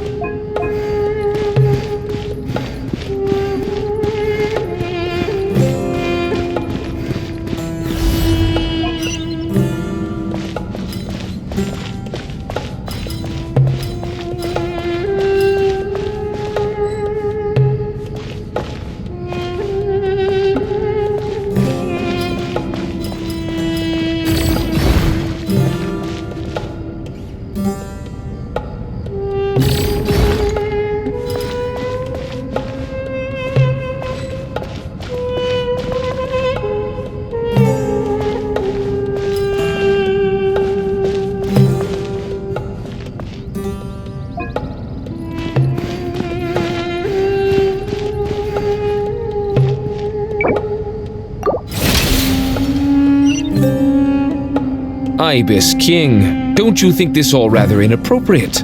You may as well be handing them victory on a silver platter. Do not expect me to follow your lead. Ha! Suit yourself.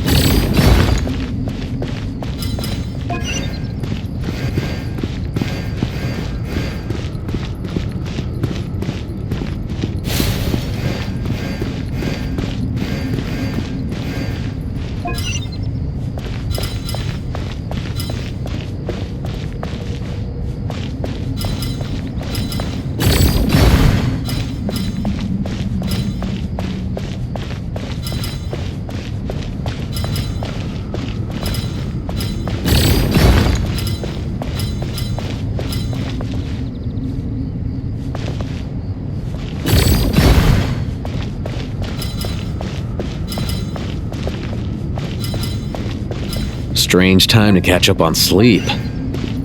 I'm not sleeping, I'm thinking! It's not that simple, you know.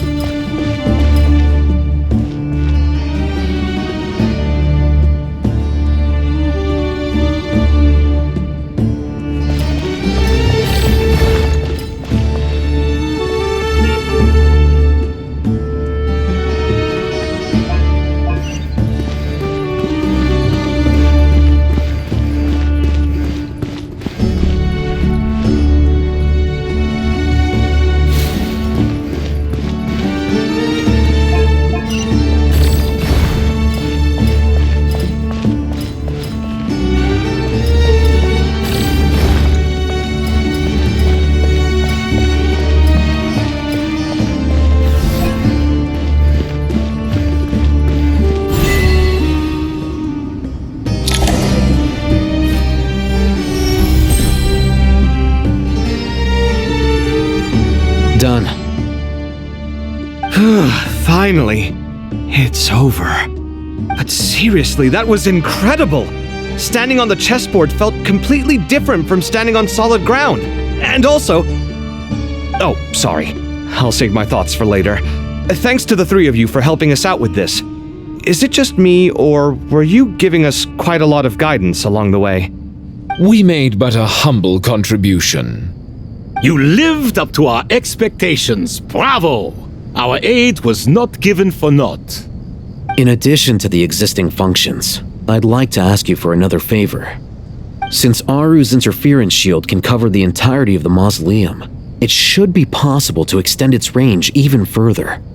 Perhaps you can find a way. So, building upon the existing functions to... I'm with you! Imagine for a moment. What would the ideal outcome look like if this function were compatible with the devices? I agree. This is the best solution possible. Please, everyone, we beg you to help us. Me, oh my! Well, since you ask so very nicely, I suppose... Goti? Croco? What do you say? Naturally.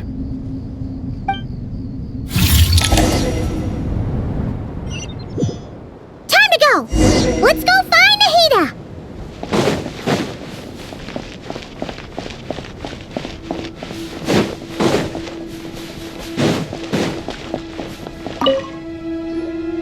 There you are.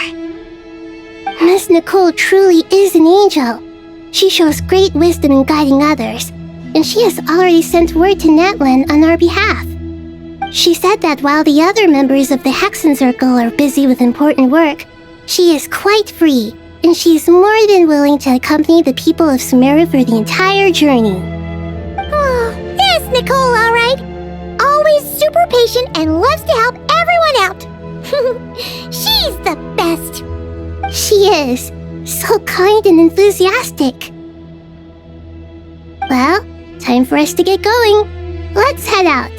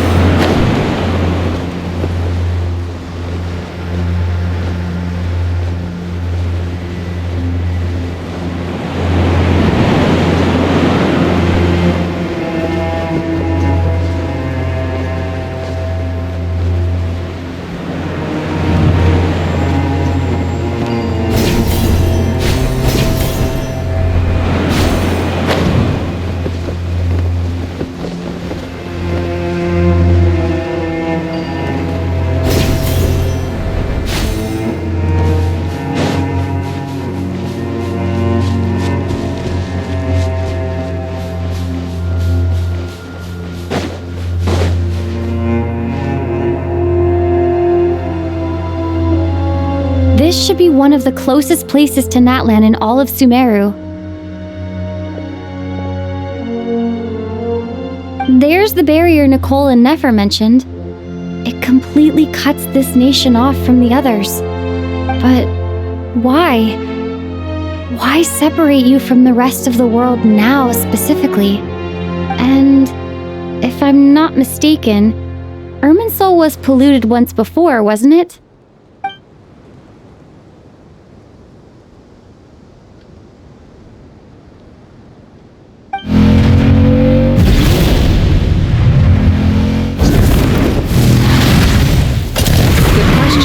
I'm wondering the same thing myself. That voice. Malika, you got here pretty quickly. Hello, traveler. It's been a while. Hello there. Hello, Dendro Archon. Malika, I apologize for asking you to meet at the border on such short notice. I also apologize for not being able to greet you in person. The form in which you see me now is one carried by the Traveler. The real me is inside the mausoleum of King Deshret, and I am reaching out to you with my mind from here. Irminsul has been infiltrated by the Doctor. We must be on our guard, as he can spy on information in the world from within the tree. Fortunately, there is no record of the Traveler in Irminsul, and you are still within Natlan's borders. My records will be preserved in the Night Kingdom, rather than the ley lines. As long as the Night Kingdom remains disconnected from the ley line cycle, the Doctor has no way of knowing my movements. Exactly. So by meeting each other in this way, the meeting essentially never happened. No wonder Paimon didn't come. You were concerned that her activity would be recorded by Irminsul. The Natlanese have heard about the situation in Sumeru. With the borders sealed off, merchants have been forced to stop their shipments. It's pretty serious, and you're the ones bearing the brunt of it. I'd like to address the question you raised at the beginning. I can offer a brief explanation, although it will sound rather cruel. I don't reach this conclusion gladly, but Irminsul predates the heavenly principles. It existed long ago, when the dragons of Natland were at the height of their power. So even when the people of Sumeru became ill because of pollution, it was not a critical issue from the perspective of Irminsul itself. As long as it continues to function normally, the barrier will not be activated. But this time, the Doctor's invasion has directly affected the tree. That is what caused the barrier to deploy.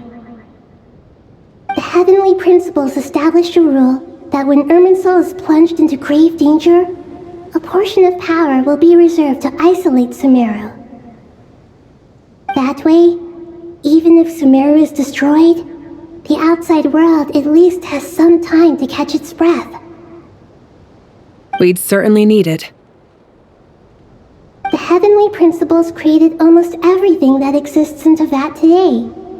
To them, preserving the existence of the world and its inhabitants takes priority over protecting Sumeru.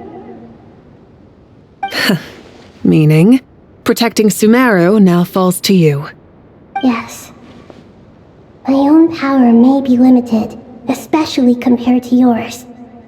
But that doesn't mean that we're just gonna sit around and wait for the end.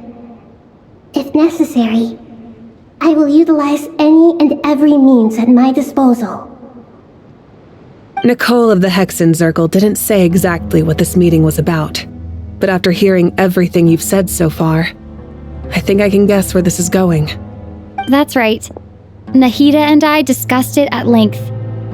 We both know how presumptuous this is, but... You need the Pyronosis, don't you? Yes, you guessed correctly. Originally, I only intended to borrow it, but the situation is far graver than I foresaw. So instead, what I ask of you is to please give the Pyronosis to Sumeru. Why do you sound so nervous? There's no need to be shy. Surely a gnosis is pretty important to a god. I guess, but it's not as if losing it would suddenly render us powerless. But I'm sure you don't need me to tell you that. With all the nations you've traveled to, and all the gods you've met, you must have realized that by now. As far as I'm concerned, a gnosis is basically an elemental energy enhancer. But I don't usually use it. You know me. I like to think I'm pretty strong without it. Yeah. Not about to dispute that. So you see, you don't need to sweat it. Here, take the Pyronosis. Uh-huh. Just like that? Uh-huh, just like that. To tell the truth, I've always toyed with the idea of giving it to someone who needs it more than I do. I know you accompanied Nahida here to try and increase the chance of success. It's a good thing you did, because your involvement is one of the main reasons you've managed to persuade me. Are you sure about this? Handing over your gnosis just because of me? I won't try to quantify it, but trust me. Handing over the gnosis to Tumaini is far from the craziest idea I could think of. Besides, even if you hadn't come here personally, I think I still would have agreed to Nahida's request. Irminsul doesn't just affect Sumeru. It impacts all of Teyvat. I know all too well how difficult it can be to protect the things you care about. So logically, morally, or however you want to cut it, helping you is the right thing to do. You don't need to tell me the specifics of your plan. Where the gnosis is involved, the tighter the secrecy, the higher your chances of success. Malika, my heartfelt thanks go to you and the people of Natland. Don't mention it. But now for the hard part. How do I actually give it to you? The Irminsul barrier is right in the way. I have an idea.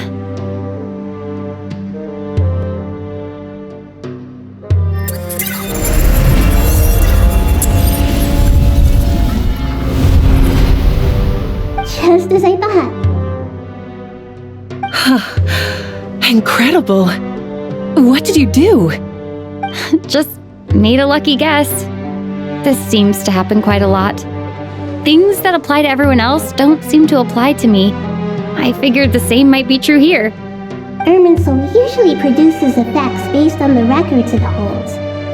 Since the Traveler is a descender, Irminsul contains no records of her, and thus has no way to impede her. Is that right? You really are full of surprises. Catch. Whoa! Thank you, Moika. Thank you for trusting us with something so important. All right. No need to get so formal. It's not like we're strangers. Besides, there's still one problem. You might be able to pass through the barrier, but I don't know about the Gnosis. Any other surprises for us, Traveler?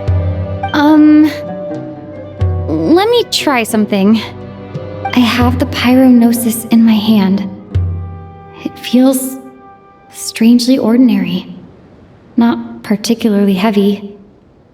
And yet, this tiny thing symbolizes the mighty authority of a god.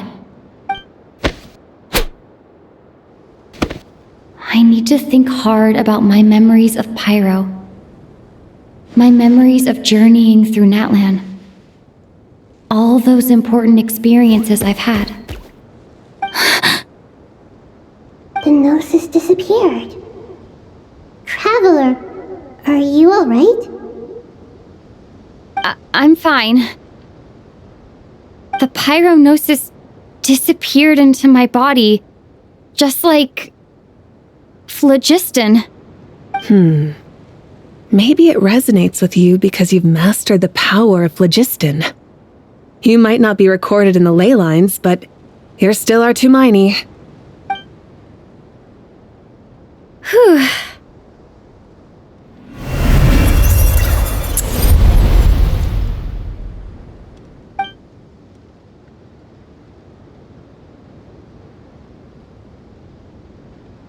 Please allow me to express my gratitude once again, Malika.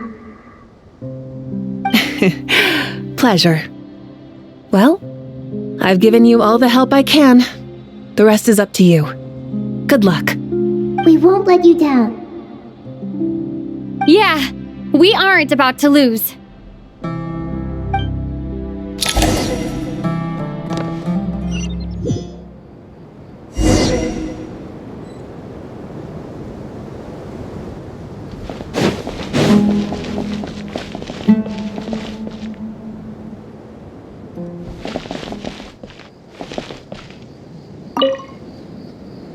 Traveler, Paimon, how are you feeling?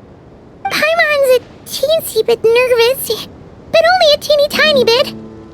Seems like she's gotten way braver over the last few years, huh? Of course. After all the adventures you've had with the Traveler, I'm sure you've gained a lot of experience and grown as a person. I'm doing all right. What about you, Nahida? How are you holding up? With the negative effects of Irminsul, I'm a bit like a piece of fruit that's been burrowed into by hungry insects and left to rot. I'd be lying if I said it was nothing. But please don't worry. We all know what we're getting into, and we've prepared as well as we can. I believe in everyone. I believe in you. And I believe in myself. Stoking the fire inside oneself is certainly one way to live, but knowing when to rely on one's companions is also a form of great wisdom.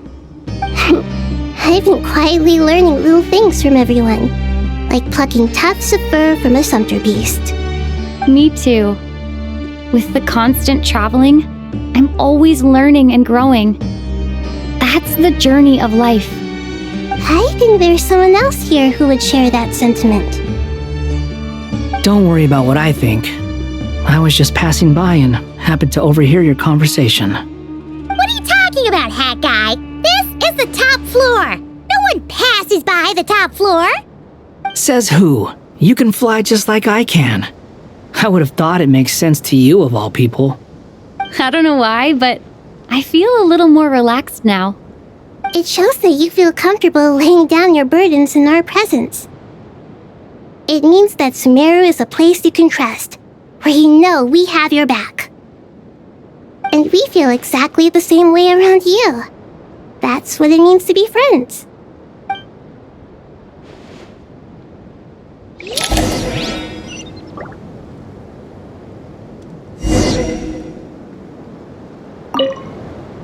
Feel free to mingle if you'd like some time to catch up with people. Just remember to get a good night's sleep when you're done. Tomorrow is a very important day.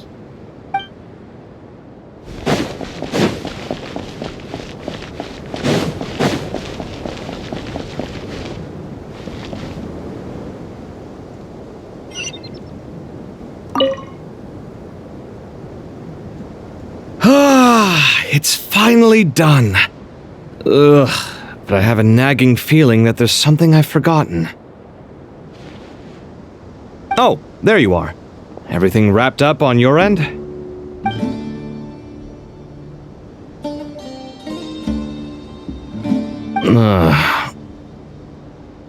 Okay, fair enough. That was a pointless question.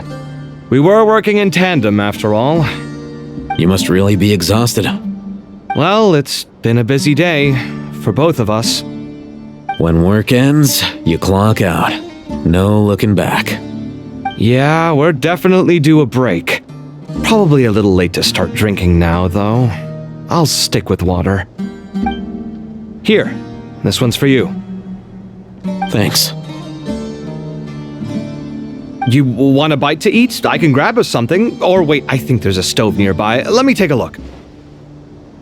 Are you nervous? A little, yeah. Unlike you, it seems. How are you not feeling at all nervous? Because everything that happens next is beyond my individual control. I don't worry about things I cannot influence. What do you mean, cannot influence? You're the one who came up with half of the strategies we ended up using. There's only so much I can do. I was only doing my duty. Was it like this last time, too? You mean with Azar and his accomplices?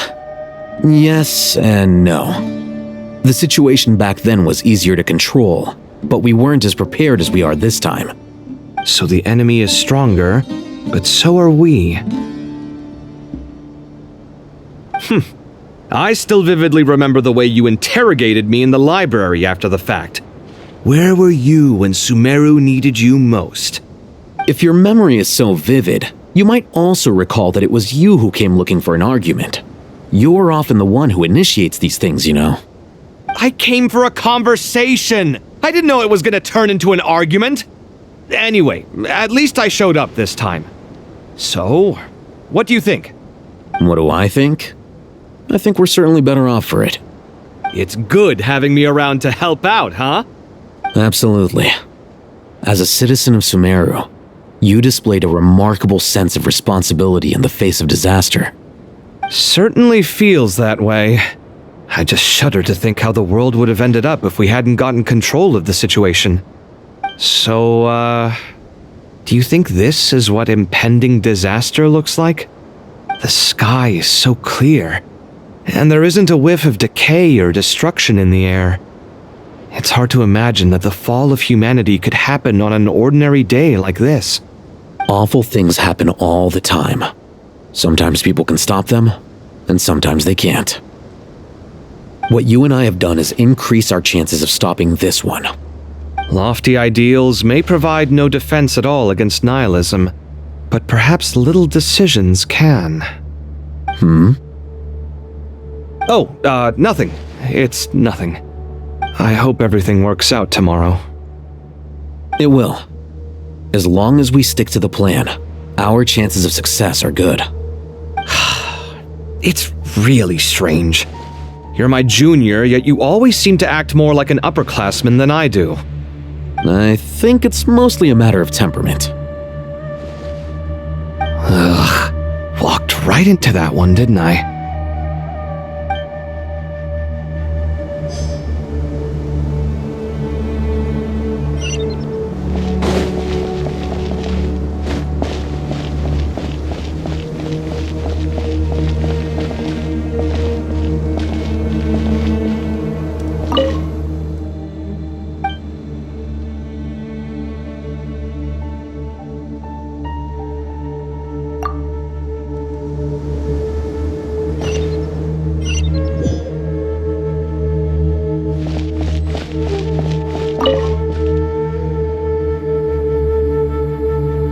We'll make our move after sunrise tomorrow.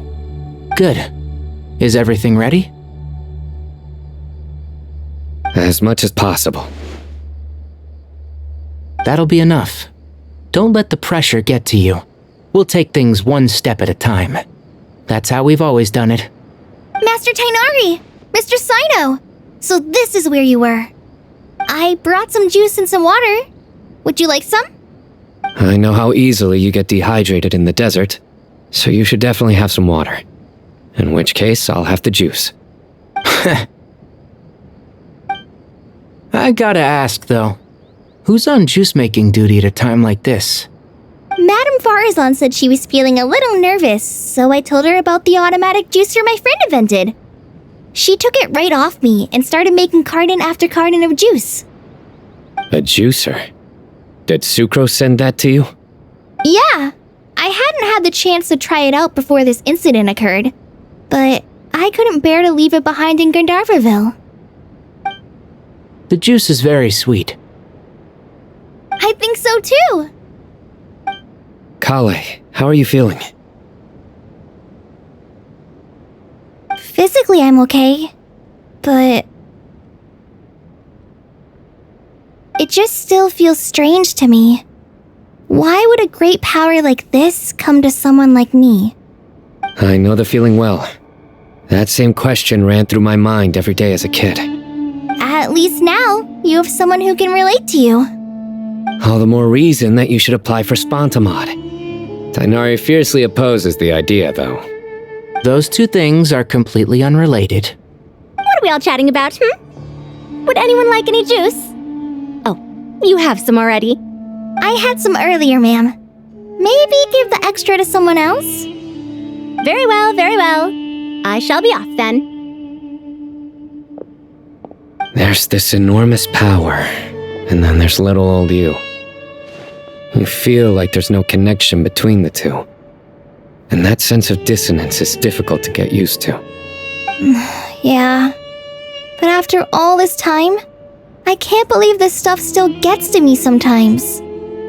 Makes me feel a little childish. Kale, just because we normally keep the conversation light doesn't mean we can't discuss deeper issues. I don't think it's childish at all. You were the victim of a terrible crime. It's normal to struggle with the fallout from it. You have absolutely nothing to be ashamed of. My professor once told me that no incident can be considered truly resolved until the victim says it's over. Your rage and your pain are completely justified. Thanks. Miss Nicole said that the same god remains which were once used to inflict so much pain upon me have now become a weapon with which I can protect everyone. It's like my own personal kind of evolution. Every innocent person who's been hurt needs time to realize that it wasn't their fault. I was the same. But it's all about to be over.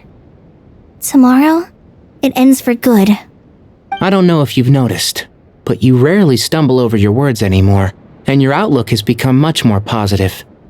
It's a big change from how you used to be. And since this isn't over, you can settle the matter on your own terms. It's time you seized back control. I believe in you. Yeah. Sumero is my home. And it's so important to me. I have to protect it. No. I will protect it. And once you're done, how about you come back and apply for Spontamod? Stop it with the sales pitch, would you? Hey, excuse me. There are still 3 unclaimed cups of juice here. Why don't you take one each? My arms are getting sore from carrying them around everywhere. Madame Farazan, why are you... Here, let me take them off your hands. Thank you, Madame Farazan. Drink up and enjoy my handiwork. I think I'm going to make something else now instead. Please, try to relax, Madame Farazan. Your nerves are starting to get the better of you. I know.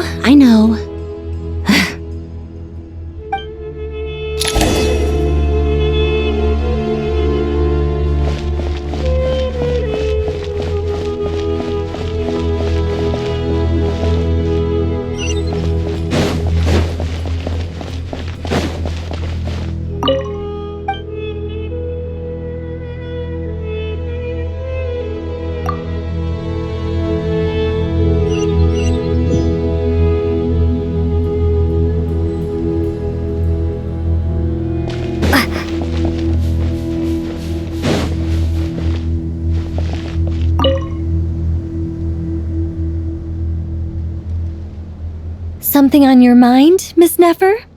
Nothing in particular. It's just, right now the future feels strange and unfamiliar. But the future has not yet arrived. How can you say how it feels? Some people know that there's an impending disaster. Others remain blissfully unaware. Each group is imagining an entirely different future while walking towards the same one. But when they get there, they'll still find they feel differently about it. People are shaped by their circumstances. Different circumstances create people with different perspectives. I've always found the perspective of the Vahumana Darshan to be a particularly incisive one. Even at the height of the crisis in Nodcry, people held diverging opinions. But things are different this time. Indeed. Regardless of faith, gender, wealth, skin color, or eye color, everyone in Sumeru knows what will happen tomorrow. The world has never been an especially fair place. Yet now, against all odds, a moment of unprecedented unity and equality is about to take place. It's fascinating. If only my father could have lived to see this era. Era. To me, that term represents a much greater span of time. It can be an unsettling word. I would even say I'm afraid of it. Do angels even feel fear? Yes, at least I do. I fear the gap that grows wider with each passing day and the never-ending flow of time. Time renders all memories insignificant and reduces all splendor to nothing. But those memories are the one thing I do not want to lose. You're very human in that regard. If angels draw too close to humanity, our wings burn away in the bright flame of awareness, and we fall to the earth. After spending so long among humans, I have lost much of my former glory. Maybe that's a good thing. You're more human than some humans are. I've been talking to Kale a lot in recent days. We seem to be in completely opposite situations. I suppose that makes us good case studies for comparison. Case studies for who? Myself, I suppose. After comparing the two of us, I suddenly discovered that I desired more than before. It was a gentle, pleasant sensation. Just as most people pursue glory and miracles, I too am pursuing miracles of my own. Guiding humans to make the miracles in their hearts a reality. That is my miracle.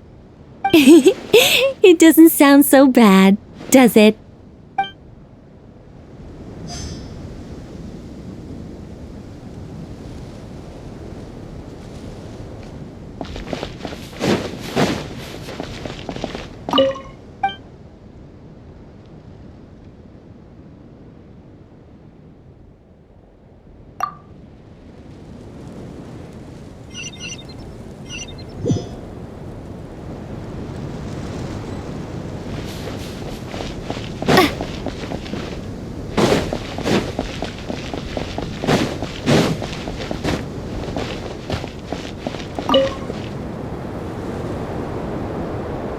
Too bad we've got a fight tomorrow.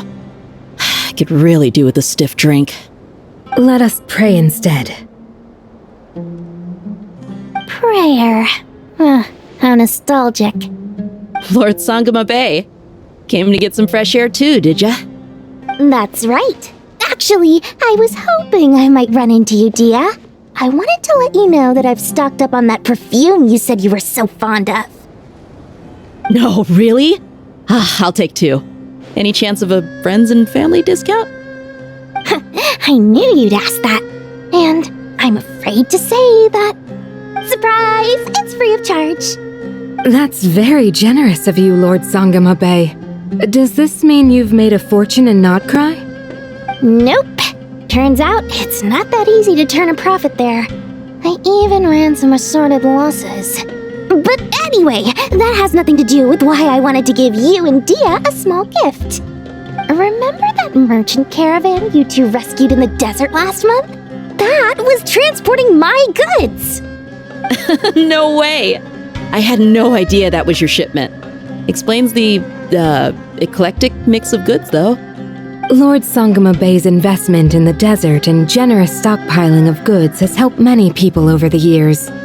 The shelters you funded especially have made life a little easier for the children and the elderly. Wait, how did you know about that? Oh, I see. Nefer told you, didn't she?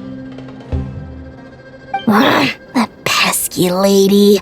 Aren't intel brokers at least supposed to charge for divulging people's secrets? She and Candace go way back. It's normal for close friends to share things you wouldn't tell to everyone else. Sure, but why did they have to be things about me? That's how Nefer shows that she cares. She wishes for all of us to know what a generous person you truly are. It must be hard trying to make a living far away from home. Just because we can tell what kind of person you are doesn't mean everyone else can. Well, maybe her intentions were partly good, but I don't think that's the full story. I'm sure she enjoyed knowing how much it would annoy me. I'm telling you, Nefer's got a mean streak. Definitely with you on that. Does praying help you stay calm? Defending one's home is a just cause. My heart is filled with a mix of anger and hope. Anger. You know, being able to get angry is a good thing. It shows that you're in touch with the real world, and that you have the passion to pursue something you believe in. Oh, my lady? What are you doing out here? Just taking a walk to clear my head. And look where I ended up. Were you praying just now? Yes, Miss Dunyarzad. Would you like to join us?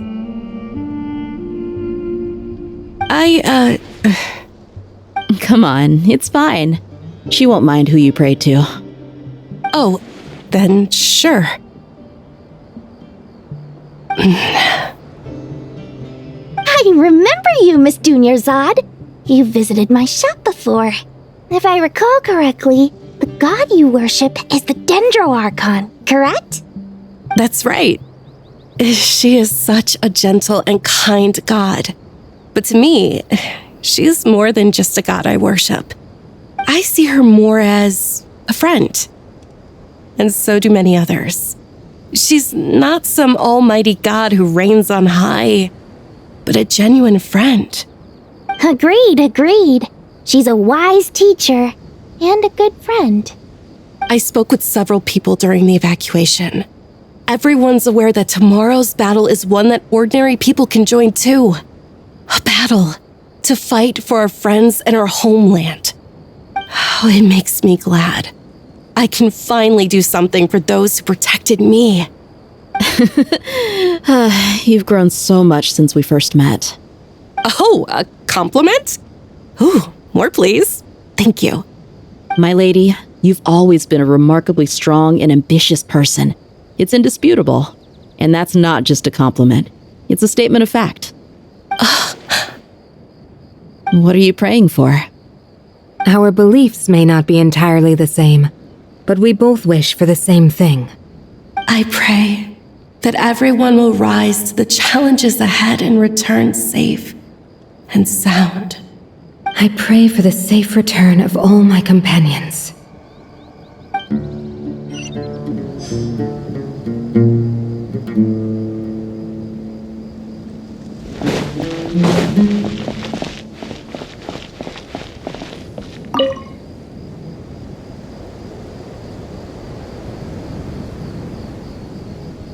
Look at the time. I should head back. I'm so sorry. I was in a hurry and didn't look where I was going. Are you all right? I'm fine. Wait, you're... Have we met? Not exactly. I think we may have crossed paths by the house of Dana before. Oh. You're Hat Guy! From Vahumana, right? You recognize me? The clue's in the name. Mr. Hat Guy. Fair point. It's getting pretty late. What's keeping you up? I could ask you the same question. If I'm not mistaken, all the workload for the Ratawa Hisdarshan wrapped up a good while ago. Well, I have something of a background in Satyavada life, so I was helping the Dendro Archon make some preparations. But I must have lost track of time. Did you find the experience enlightening at all? Honestly, it was tedious and uneventful at first. But eventually, I think I did sense some profound truths. But they also brought a lot of suffering with them. I was told that I even shed tears while I was meditating, though I have no idea why. Sorry. I hope I'm not scaring you. Not at all. It just proves you're very accomplished in your research. Good night. I wish you all the best for tomorrow. Thank you, sir. You too.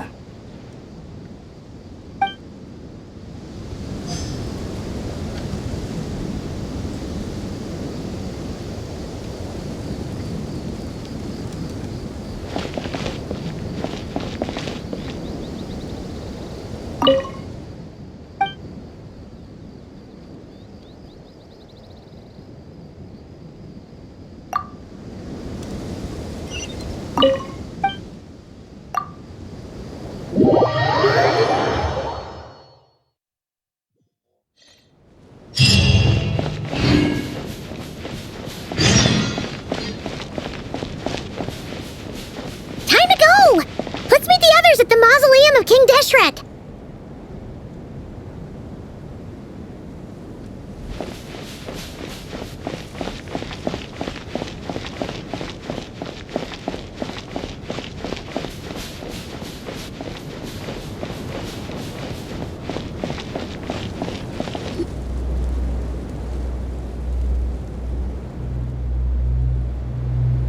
I have not felt this way in a long time. Standing up high, gazing out at the rolling dunes, one cannot know what freedom truly means without first losing it. The golden slumber truly lives up to its name as a dreamland. Though desert sands exist there too, no mirage, no matter how glorious, can compare to true beauty. Dendro Archon, what is on your mind? I was wondering whose counsel I should seek on the questions in my heart. What kind of questions? So many. More than can be put into words. As I once said to a friend, we look, we see, and we comprehend. But the question still troubles us. What are the many disasters that this world faces but the sum of all irresolvable questions? The biggest question you should be asking is how to seize victory. Yes. Although, I would express it differently. I must not fail. And so the question I am most curious about now is whether the path to victory will be an arduous one. What we declare to be a young sapling, we may, in fact, find to be a towering tree, if we would only cast aside our ignorance and look beyond the veil of time to see her true form. Nahida! We're here! Just in time. My preparations are almost complete. Ready when you are. We're here too. Miss Nicole! Miss Nicole! You run so fast! I thought I'd get a lot of exercise as a forest ranger, but I can barely keep up with you. Sorry, I got a little carried away. Lesser Lord Kusanali, the equipment is ready, and the modifications to Aru are all complete. As discussed during our meeting, Accessing Irminsul via the Akasha is no longer feasible at this stage. There are other options, it's just they're a little more extreme and more technologically demanding to implement. Maybe you should take it from here. The architecture and functionality of the Akasha terminals overlap considerably with Aru. There is reasonable evidence to suggest that one was developed based on the other, or that they both utilize technology of the same origin. As long as the transplant and merge operation succeeds, Aru should theoretically work on a scale greater than the Akasha and approximately equal to Irminsul. It will become the largest active computing device in all of Teyvat. A system this powerful is capable of a lot of different things. In the past, the Akasha was primarily used for one-way information transmission, but I suspect it could also serve as a central bridging hub. In the pursuit of greater knowledge, some scholars have attempted to connect their consciousness to Irminsul through the use of terminals, incense, and meditation. Correct. In academic language, scholars who reach that stage are said to have entered Satyavada life. Hypatia has performed this practice many times in the past, and she was once under my care for a period of time. Right. And this at least proves that there is a zone within Irminsul that can be connected to. That's right. Providing wisdom to the people is one of the very reasons for Irminsul's existence. I think I understand where you're going. Please, continue. In that case, I'll skip to the conclusion then. We need to further modify Aru, merge it with the Akasha, manufacture terminals, and distribute them to every single person we can reach. Every person? Even the desert folk? Yes, everyone. I've already calculated the amount of raw materials we need. So you mean we're going to get new Akasha terminals? Yes, but this time the people of Sumeru won't be using them to acquire knowledge, just to connect to Irminsul. That's the key. When we evacuated the city, we brought all the important assets from the House of Dana, in case we ended up needing them. Fortunately, this included the Akasha system's main terminal. We've checked all the relevant records, and one thing is certain. Nothing like this has ever been done on this scale before, so... Everyone in Sumeru is part of the plan. Whoever controls the people controls the situation. Since this function of Irminsul was introduced, it has only ever been made available to scholars, who don't constitute a particularly large group of people. But by expanding the scale to include all the people of Sumeru, all the individual connections will stack up to create a significant load on the system. Under normal circumstances, Irminsul would be able to cope with the additional load. But with it already being under strain from other activities, its remaining capacity is limited. Thus, it might be possible to shut it down completely by overloading it.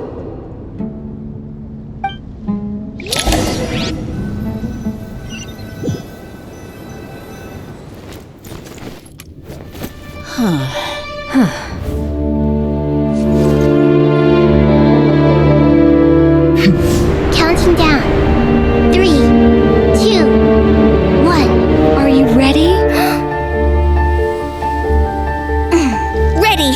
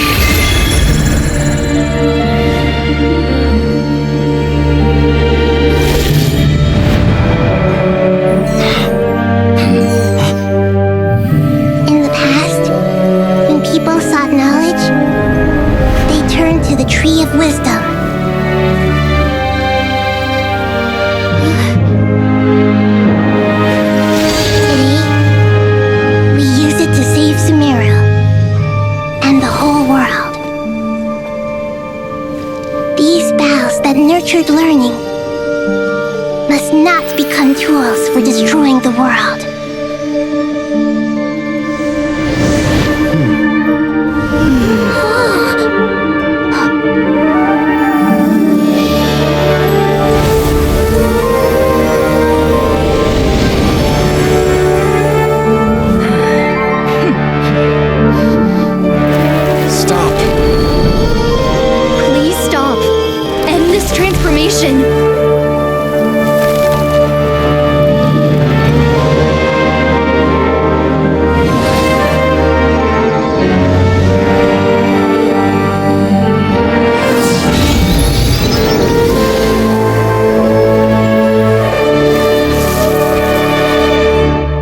You would shut down Irminsul just to stop me? You fools. I have all the time in the world.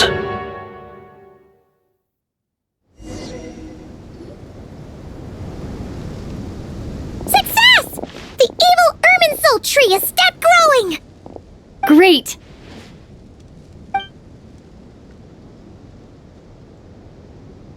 What a display of true courage! The courage to think and the courage to act! I never thought I would witness the shutdown of Irminsul with my own eyes. Perhaps this is human wisdom in action? Indeed, only humans could do such a thing. Gods are few and far between. What was once created for spreading knowledge is now used for another purpose.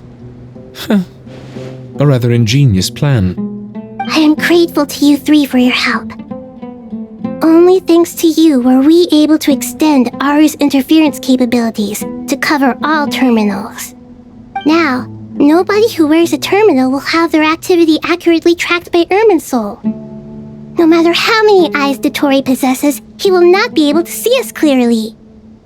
Now for the next step. I will need the help of your supreme powers once again. How might we be of service, Lord of Dendro? I need to reach the Eternal Oasis immediately. Right now? In that case, Ibis King, would you agree that this is a fine opportunity to dust off our old tricks? Never. I assume you have that chess set with you?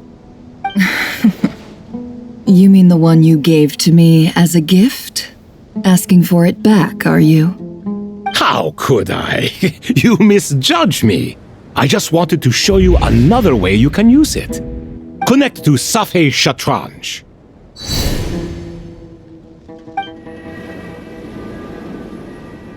Safhe Shatranj? You mean that place in the desert?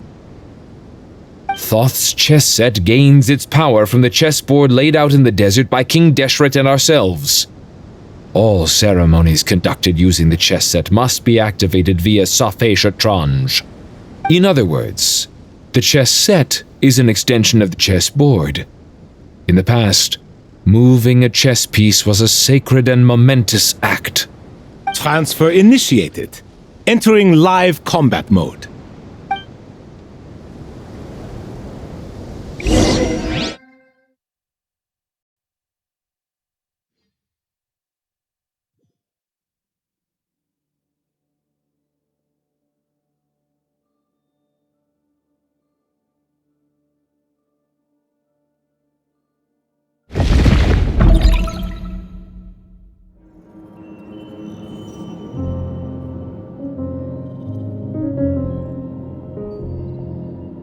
We haven't heard a single word from our spy in the desert. I'm afraid he might have been captured. Never mind. But we spent years turning him. And a lot of Mora. Nothing comes for free in this world, but the loss is not without its purpose. For a small price, we have wasted a precious amount of the limited time they have. Quite a bargain, if you ask me.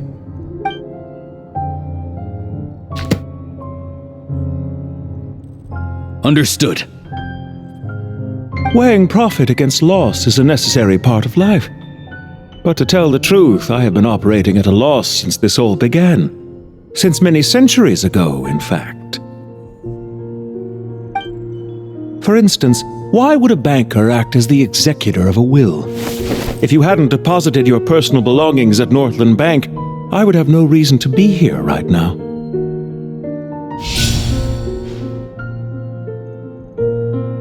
Dottore, I've placed your final data backup into the ley lines as per our contract. I trust we are now square for the safe deposit fees you paid.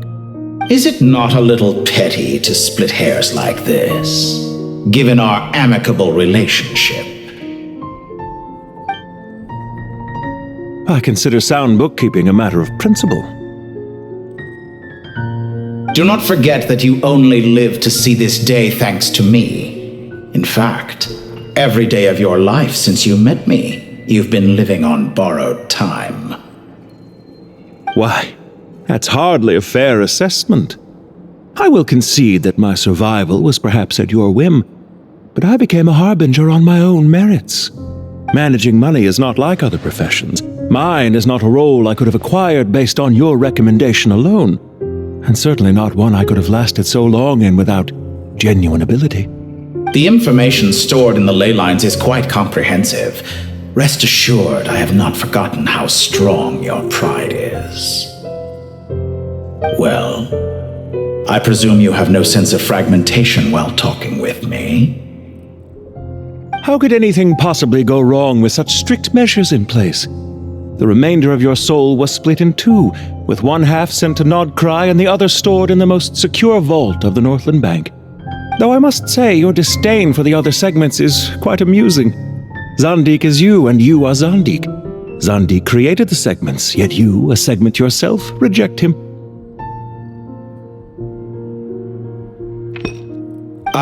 That is, Zandik, created segments of various ages in his later years. To achieve this, he had to freeze time and part with a portion of his soul. But as constructive as it sounds, it erases my uniqueness. If each segment is equally me, then by the same token, none of them are truly me. A soul living forever in the past inevitably holds different views than he did in his later years. The same thing that completes me also restricts me. You too might ask yourself which stage of your life you want to be preserved at. The day your business failed? Or the day you were framed by a gang and sold off to a medical lab as a test subject? We needn't dredge up the past. This undesirable plan was eventually scrapped. Lesser Lord Kusanali was quite right. I needed an opportunity to eliminate myself. And after that, I concluded that there was no more effective plan than directly splitting the soul. Once the soul is transferred out, you will find that creating a physical body is far simpler than creating a puppet. The other half of your soul suffered a crushing defeat in Nodcry, you know. And yet in the process, I obtained the information I always wanted, did I not?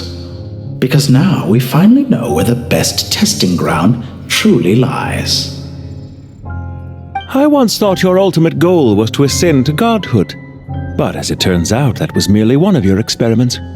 Experiments take many forms. Most people are too eager for success, too fixated on the end goal. They forget that the experimental process itself is just as important. A suspiciously vacant seat, a new face. I trust you can put two and two together. The reason it doesn't exist is because someone tampered with the record. What can I say? After all your efforts, you really did uncover the world's secrets. So, is the new world you promised a lie? No, it never was. I am glad to be able to control Irmin's soul from within.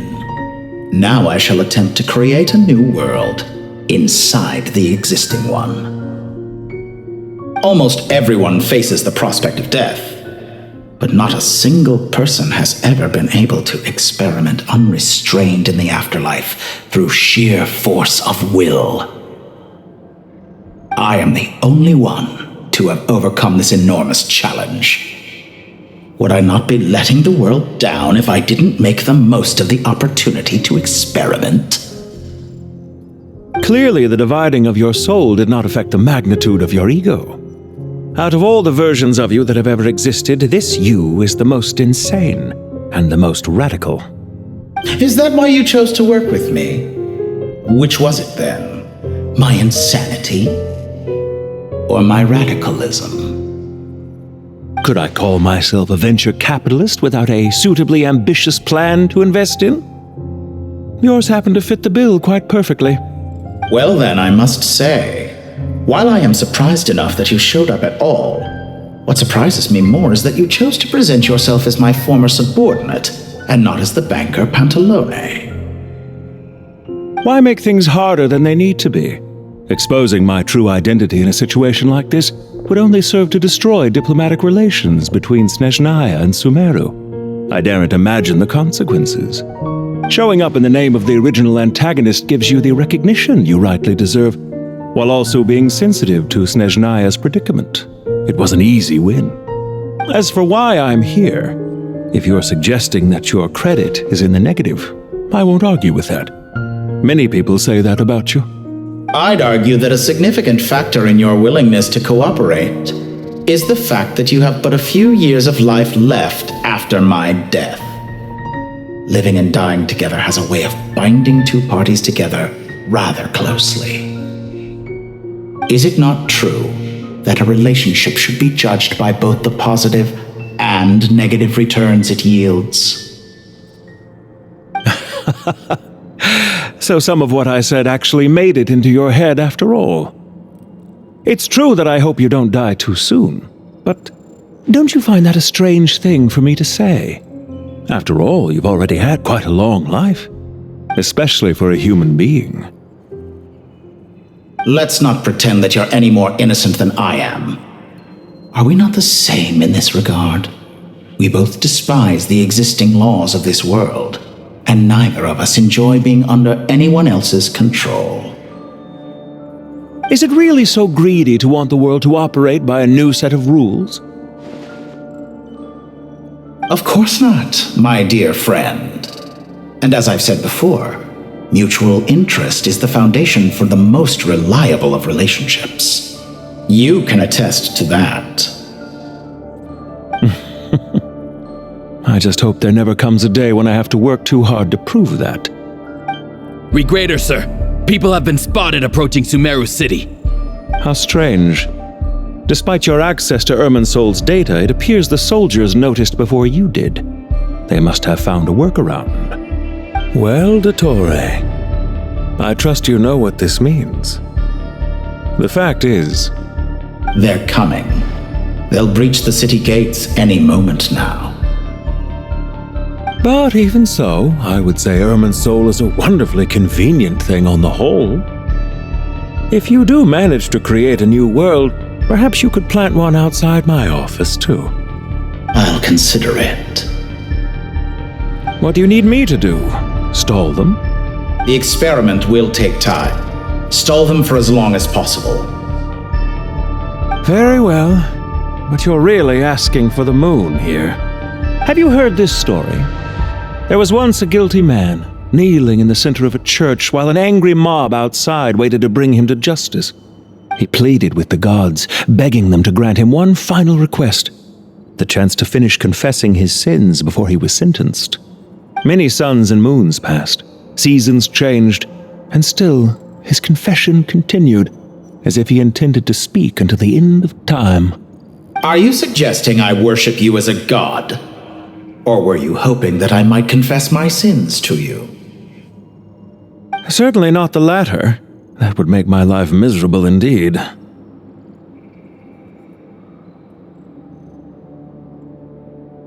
For someone who despises them so, you never seem to have any objections to me creating or becoming one.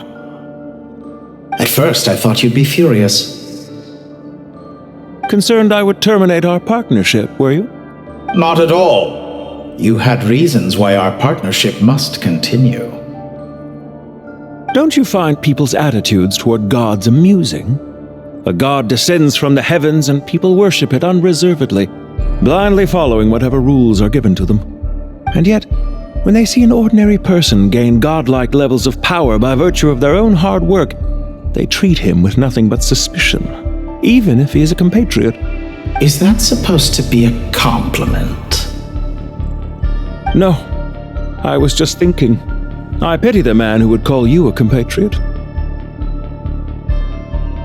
There's no need to be so self-critical.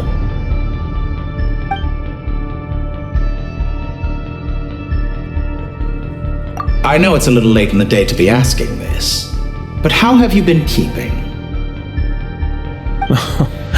I'm flattered that you would take the time out of your busy schedule to consider my well-being, Doctor.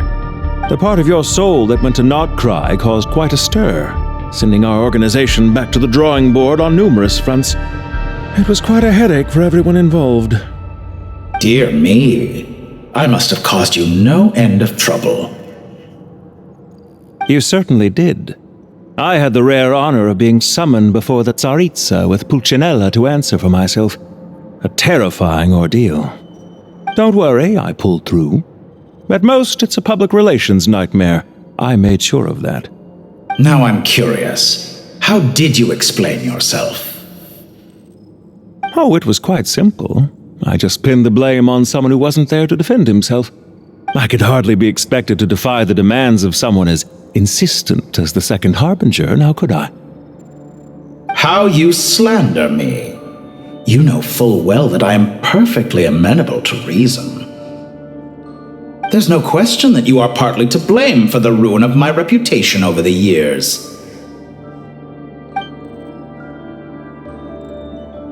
Do you have anything lined up for when this is all over? Hard to say. Field work always takes quite a toll on me, as you know. Once I'm back at Snezhnaya, I'll start with a well-earned cigarette. Why are you so eager to ruin your lungs after I went to the trouble of replacing them for you? If you have an issue with it, feel free to try to stop me.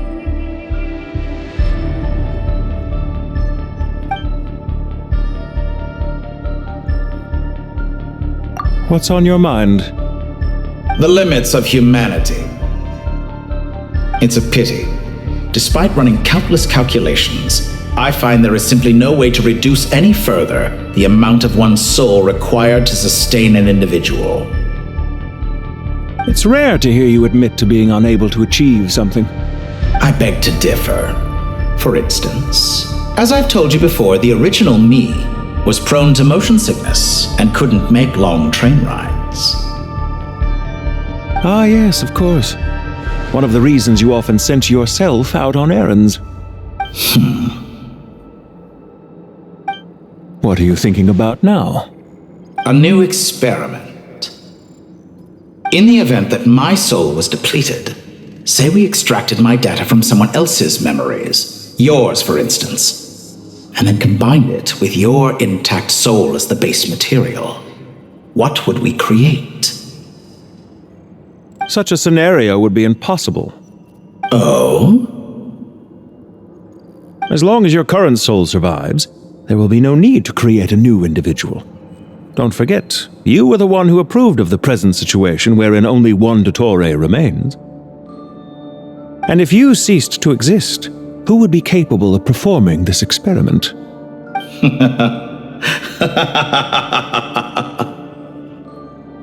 Since the day I met you, you've always excelled at talking your way out of a quandary.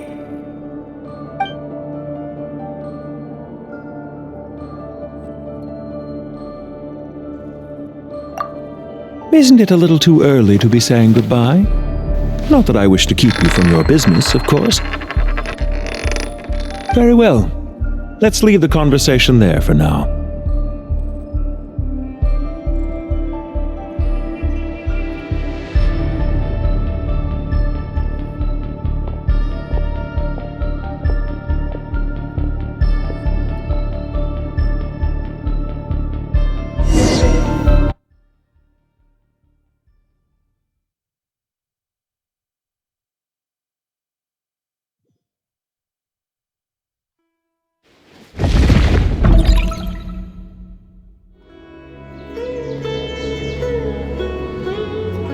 The power of King Deshret's 7 pillars is truly remarkable. With just a chessboard, you can move an entire unit across the material plane. Yeah, sets us up for a much easier fight. Really makes my day. The last time we stormed the city, it involved a lot more running around. I wonder how many people can say they stormed a city twice in their lifetime. I was just thinking that. I've definitely had more than my fair share of unusual experiences in my life. This is my first time here, actually. We never usually leave Gandharvaville. I hope this will be my last time. Does everyone have to chime in? Can't we just fight? What an amusing comment, my dear lady. Yet humans often alleviate tension via small talk, do they not? Whoa!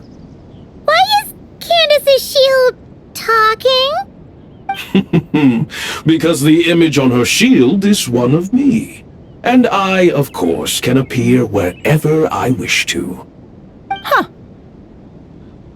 Well, la-dee-da. Isn't that fancy? Could I get in on this? You wish for your gauntlet to speak? Why, certainly. Ahem. I think you'll find that it is I whose image is carved hereupon. Thanks. Definitely feel stronger now. You're welcome, my lady. I am glad to lend you my power. Sino, what's the situation? There are troops stationed at every entrance. As we expected. A frontal assault will suffice. Everyone, stick to the plan. We'll take the main entrance. You head for the House of Dana's side door. Move out.